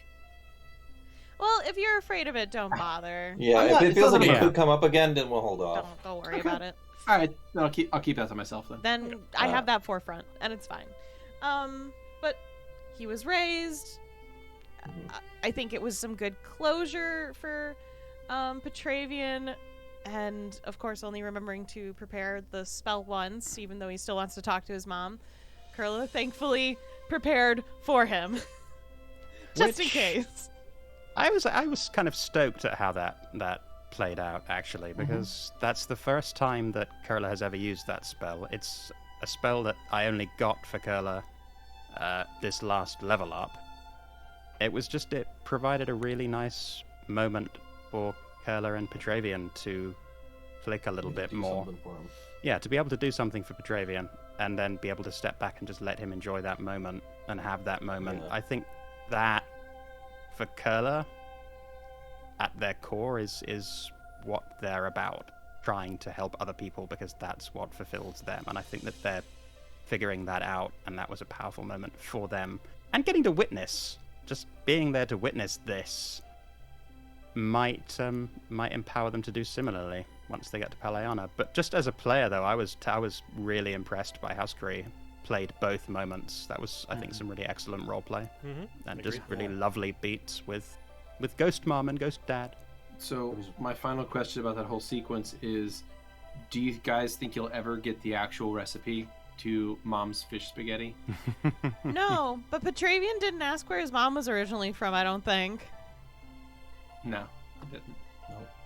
It didn't. There's a few things it didn't actually say that I was expecting. Right. And that was surprising. There was some stuff that, like, yeah, I was listening for, not really questions, but I don't want to like come off as harsh. I don't want to, because this isn't an indictment, right? Every character interacts with their own family different, but I'm like, the two things that I was expecting him to say, I at least didn't hear him say to his dad, which were just, "I love you and I miss you." It was all like handshakes and formal respect and sir, and I was like, and it was just fascinating to me because, like, if it were Lavette, if she was talking to her dad, it would be so much more like sentimental. Like, but I think that in itself, though, kind of speaks to the values of those two societies. Yeah, Protean society is very like regimented and stiff. Yeah, and you do address your father as, like, you call your father sir. Like, that's just how people live in that part of the world. Oh yeah. Do people not been dead for 100 years? Do that normally? What? No. Sir Call and your stuff? dad sir. No, it's gross. No. Sure, but I mean, like, it Okay. depends on the culture. But like, You mean like in real life? Like, Yeah, in like real life. Nah, not really. Not It's anymore. unusual these days. I would say it was more common Yeah, more common maybe earlier like 100 years ago. generations. it's more common to people who beat their children. Yeah. Anyways, But even that, given that, I just thought that might be different because it was the first time they were interacting after 100 years. And like I said, it's not an indictment, right? Because exactly what you said, it just speaks to the different cultural values and stuff. Mhm. But it was just interesting to me because it was so. I was expecting it to be a lot more sentimental and a lot less of a utilitarian conversation. But like, and it was like. Also, it was really fascinating to me how intensely different the reactions were with Petra and his dad and Petra and his mom. Mm-hmm. yeah. She That- seemed like a sweet lady, but I don't Mhm. know. I'm glad he got to talk to his dad. If there was only one option for him, originally, apparently. But I find it very interesting that he had less to talk with her. It seemed, at least. Yeah. And then Lavette had the nice comment, though, I believe it was Lavette, regarding not quite understanding Petravian's interest in Eden and then finally realizing Yeah. where it was coming from. Yeah. I honestly was kind of unsure if I was saying the quiet part out loud with that one, if I should have just kind of let it be. Well, that's not the right term or phrase, but like if I was just kind of being too obvious, I guess, too on the nose by saying it out loud. But I was also like, I don't know, it feels like a moment where someone needs to say it. Someone needs to kind of verbally make that connection. I think making the subtext into text is not out of place in that moment. I think that was useful. But yeah, I mean, it was kind of a genuine revelation. It was interesting because, like, I mean, it just clicked. It made sense. It made sense because Petra's Eden worship for a long time felt like a thing that had nothing to do with him, and yet he refused to give it up. And it felt like, why? You're not even attached to this thing as it is. You're attached to your idea of it, and everyone's like, where is that idea coming from? And now it's like, oh, like he's definitely fallen more into like standard Edenite practices and understanding the religion, but also explain why that was. Yeah, if that was revelatory in that moment for Lavette, then I think that was worth having that moment. Also, was like, worth how emphasizing that. fucked is, like, his mom for actually knowing Eden practice then? Where the fuck did she get it? Well, I mean, he could have just not picked up on it being a young lad. True. I was like, It's this is like- how my mommy did it. Yeah, I mean, it's like if you go to, if your parents die when you're like 11 or whatever. I guess he was older than that, but if your parents die when you're young, and then you're just great. picking up the religious practices you just go to church, right? You just go through the motions, but you don't have like the same weight of why. Then yeah, it'd probably start to kind of erode Divert. over time. Yeah, divert, exactly. Start joining a cult for bees and stuff. Yeah. You're like, I like both of these. But Speaking of bees, speaking of bees, Yeah, Hummel and Vera switched, which was also brought on because I was editing an episode and I found out, I can switch if I go to the Hive Temple. The last episode I was editing. It's like, Yeah. well, shit. it's not just at night giving up a whole day. So I wanted to do that. Vera is still very much trying to do what they can so that Petravian can trust them more, because they don't know why he doesn't. But yeah, so the only thing Vera said is, hey, can you sell this for me? Otherwise you can have the day. Well, it's nice bringing Hummel out. Yeah. So it's different. oh yeah, It's nice to know Vera literally has bees in her head too. Oh yeah, I enjoyed, was it... Grossing out Skrewy. Skrewy taking off his headset. Oh. I'm excited for the reverse when Vera has to do it to Hummel, because Hummel's gonna take that far less well as Vera does. Probably, yeah. So- That's gonna be fun. what I imagine, and you don't have to correct me if you just want me to keep this belief, but what I believe is like in the core of Vera's head, there's this like a control seat, and it's either a wasp sitting in there or a bee sitting in there. But they don't ever actually swap bodies. It's just who's sitting in the chair. It's just Yeah, whoever's exactly. And, swapping like- off the hat. Yeah. Little like tendrils, little folds from the brain reach up like that they pull on. It's like just fucking Ratatouille. Ratatouille. Yeah. Yeah. And as the wasp goes in there, it's like, okay, Hummel, get out. It's my turn. You figured it See, out. but You figured out my we secret. both got I'm mechs just for a meat characters now. mech. Yeah. Delicious. This is why I love this show. I like Beardy's theory a lot. But in doing so, as Vera / Hummel is away, currently getting their bodies switcherooed, the team goes off, finds a fancy place to eat. I was able to throw together some more charlatan magic with changing my outfit, which is always really fun. I did it very early on in the season, but I haven't really gotten many opportunities to have it change drastically. So being That able was nice. to do a magician trick of wiggle wiggle suit was very fun. Weirding people out wherever we go is always fun too. Poor Archie not being able to fit in this fancy I restaurant. know, but we were making a lovely sand castle after dinner. That's true. Yeah, the gestures there, the miming there was fantastic. So thank you for that. Oh, you're welcome. We found a hermit crab. Just so you know. But yes, this dinner of fish spaghetti. Fish Which spaghetti! You want to tell the story there, Grem, or Yes, please explain Yeah, that I again. Why did it's say I did spaghetti. explain it in the session, but I did to get back to it. So yeah, in season 1, when we go to Parthenae and we were just talking about fancy food, which I realized my brain went to Italian food rather than French food anyway, because I was just like fancy. What do I like that's fancy? But I was just having a day, and it was just one of those moments when your brain short circuits on some very common words and you replace them with 2 other similarly common words. So seafood pasta became fish spaghetti, Yep. and it stuck. I think it's beautiful. We And sure delicious. did wear it out a little bit this time, I Fuck think. it. We're never gonna say it again, probably. Probably not. I know One and exactly. done. I was like, get it out of our systems. Well, it's I nice mean, to have all these callbacks. at least for Riz, since they don't know the world T for T, they're probably like, yeah, that sounds about like something someone would eat. The language is always different, so it translates differently to me every time. Whatever, fuck it. Fish Frankly, spaghetti. I was thinking maybe that's what it is. It's just that Lavette learned the wrong words in Protean. And so even though that we speak everything fluently now, she's still saying the way that she thinks it's said. I like that explanation. I can get behind that. Well, Beardy, I appreciated all of the wonderful food descriptions. I was Yeah. hungry by the end of that. Riz actually my drank! intent.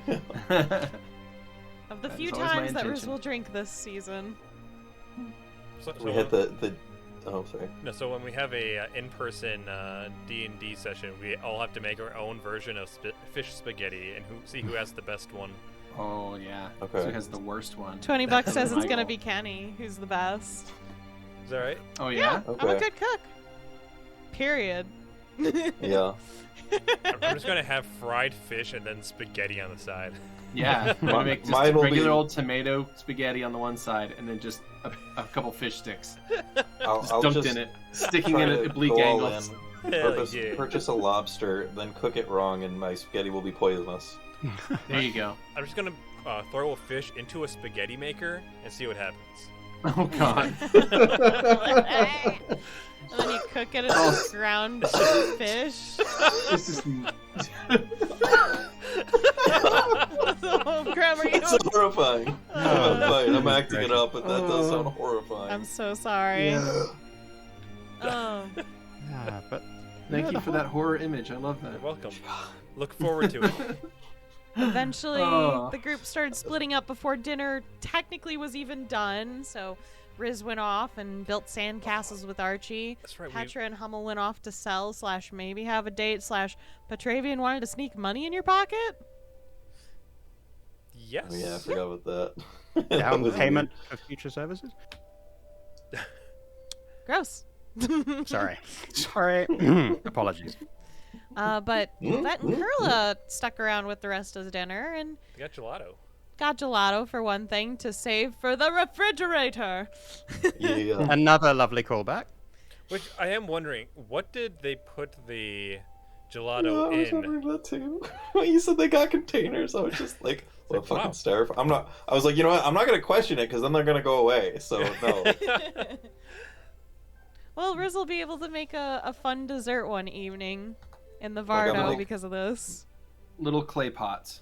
Yeah, that was my Usually. thought, was some Yeah. sort of pot. I was like, man, that sounds Little expensive. pottery I mean, with ceiling- it with is a an expensive ceiling place, lid. though, so I guess Yeah, that makes exactly. sense. Yeah. Well, also, like, pottery is not that expensive. I'm guessing it was Yeah, it's terracotta. pretty common. They're like, oh, you can have it in this Ming vase. And we're like, really? They're like, yeah, we fucking hate those guys. Stoneware, maybe. Yeah. Be No, weird yeah, for it but to I mean, be like- porcelain. Just in the ancient world, that was just the containers that you put stuff in, was like amphoras and similar, Right, like but- smaller things like that. And not only that, the That food was that just- we were buying was like worth like 2 gold each, Yeah. which is like That's true. so Mhm. much. In For Yeah. an average working person Oh, in this the was world. not. This was an incredibly fancy restaurant. Yeah. Yeah, we just And a come in, we're like, 500 Psh, we're adventurers, feed us. Yeah. Here's adventurer money. Like, whatever. Bring us your People finest jet. at the restaurant are like, we might be in the wrong business. Huh. Or the right, because the adventurers came. Should we serve adventurers Yeah, I would more? say that make them the right business because, you know, it doesn't involve risking your life. Hmm. True. But you had after dinner cigars and a sweet little conversation in the meantime. Mm-hmm. Any thoughts Yeah, it about getting to know each other as characters more? Yeah, I mean, it was honestly really nice to have like different combinations of characters, basically isolated. Mm-hmm. And I think that there was a lot for Lavette and Curla to talk about too, especially after that last dungeon and all the shit that went down. No, I agree. And I like that the dynamic between them has shifted. Mhm. And I will be curious to see where it goes, especially given that Curla has changed quite a bit, especially recently, in their attitudes towards various things and various people. So, yeah, I enjoyed that moment, and I enjoyed getting to play Curla a little bit more laid back and a little bit more their truest self, which is trying to help people and trying to cheer Lavette up, although that is Yeah, not going to I happen. guess I went back to being a downer. I feel like I've been a lot less of a downer this season. I think Lavette usually fills in like a mediator role, but spends most of her time checking in on people's feelings. But still, I guess a bit of a downer. I'll be real. The irony of my own words was a little bit lost on me until pointed out how Archie and Lavette had come to the same conclusion if they lost the other. Yeah, and that kind of, I mean, on one hand it's very sweet, but on the other hand, the term for that is kind of codependency, and that can Yes. go to really toxic, dangerous places. So Yeah. Who knows? Dependent on Xeno. Yeah, I don't think that there's ever. I don't foresee any toxicity in their future, but yeah, it could be. Like, I mean, Lavette's own problem, like she expressed with Archie, and something I had thought of immediately after the session, and that I wish she had touched on verbally because I think it would have meant something to Curla, was like that was the primary reason that in Dis she decided to not take their gift, was because she was like, well, I gotta get into this whole creating my own future thing, right? I gotta make sure that, if I'm going to tell Archie that he can live without me, and that what his, like, he doesn't need X thing in order to move forward, then I kind of have to be responsible and follow my own advice. That was like her whole thinking back then, and so yeah, it kind of came back up, but at the same time, it's real tough to actually put that into practice. I imagine. I think it was good to think about, though. Yeah. The characters are definitely coming to some interesting places and some interesting decisions that are going to have to be encountered, but with the backdrop of Marcus now on the loose, and as Beardy said, shit kind of getting into its into the end game, the final act. Hope we got a bit of time to spend in Kintao, or that we actually end up going there, because I've just been excited for that since season 1. I think that'd be really cool. I want to have an East Asian adventure, because I love that kind of fantasy. I'm very excited to get there. Very, very. I'm ready for whatever events happen in Kintao. I'm sure as shit not. That's the other hand of it. I'm excited, but not ready. No, I'm excited for people to try to arrest us for trespassing. Oh man, whatever we're gonna do, it's gonna be bad. Yeah. I mean, at this point, we're already getting We're already fucked. arrested for just doing nothing. We're already used to getting harassed for being foreigners, and we're used to getting arrested for basically no reason. Nope. Yes? Get ready. But I believe that pretty much covers everything. Any lasting notes or questions you can think of? This includes audience, this includes us. I will say that I was sad I wasn't able to get more for the helmet, the Golem helmet. Didn't roll very well. But if it was less than 40, I would have kept it and just given it to Raduvi to have fun with. Aww. And what did I give you? 45? 49. Oh, it was 5? I thought it was 49. Yeah. Whoops. It's like just slightly above your minimum. Yep. That's hilarious. Oh, that's great. Hey, at least I have do some one. money, though. Oh, what's up, Beardy? An errant question was asked in the session that I think was asked as a joke, because someone was going to make a Caesar salad joke, and asked, well, who's the Emperor of Protea? Or Proto? And I have an answer if you're interested. The current, still. the current Emperor of the Protean Empire is Julian the Great. He's also hot, apparently. Oh, right, I remember that. But Yeah. they just refer to him as the Great. He doesn't have, like, a Well, title. he has a full proper name. It's just, Oh. yeah. What did people refer to him as? Julian Okay. the Great. Julian! Yeah. Yeah, I mean that's like what most people would call him. Like, they also might call him Emperor Julian. You know, but EJ, I get it. yeah. EJ. Okay, so it would be. But he has salad. a full 3-word name like all Proteans, but Right. no, his That's nice to know. And he's hot. Thank you for that. and he's hot. That's the Yeah. most important part. That's the most important part. I will add that to the wiki. Right. Julian the Great, current emperor of Prota, Hot. is hot. That'll be the entire entry. Nice. Yeah. No, he's an emperor, not a king, Skrewy. Get it right. Titles are important. He's not a Dear, fucking dear. lemur from Madagascar. Fuck off. Yeah, KJ he's doesn't not like- roll off the tongue as well. No.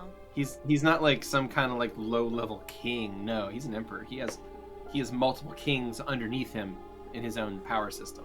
He Yeah. is He's the that- notorious JTG. It would be weird to go for an emperor, wouldn't it? Yeah, right? God, could you imagine Could someone you? going after an emperor? Yeah. After instating yourself randomly Yeah. into society, it would be weird. On an Could you unrelated note, I imagine? wonder what Soul's up to these days. Hopefully getting healed. Yep. Hopefully. Yeah. We'll see how this goes for them. I'm excited. We'll have to find out in the future. Come back to Ray the wants to city talk and the about statue has been toppled. There was a Shrek S referred to in the episode. If you want to know what that's referring to, watch the episode. Yep. Oh, that is true. That the I'm sorry, I'm dyslexic. So didn't you're look like a no, G. it's Salobra It's a Shreka. very bad G. yeah. I think No, we can all it's agree very on bad. that. Salobra Shreka. That's bad. Anyway. We will have that as our ending word tonight. Thank you all Fantastic. so much for joining us. I believe we have one more session next weekend before we have a 2-week break. So just know we love you all very much. We're going to be rolling with you all next time. We'll see you Saturday next week. All right. Bye, everyone. Bye. Bye.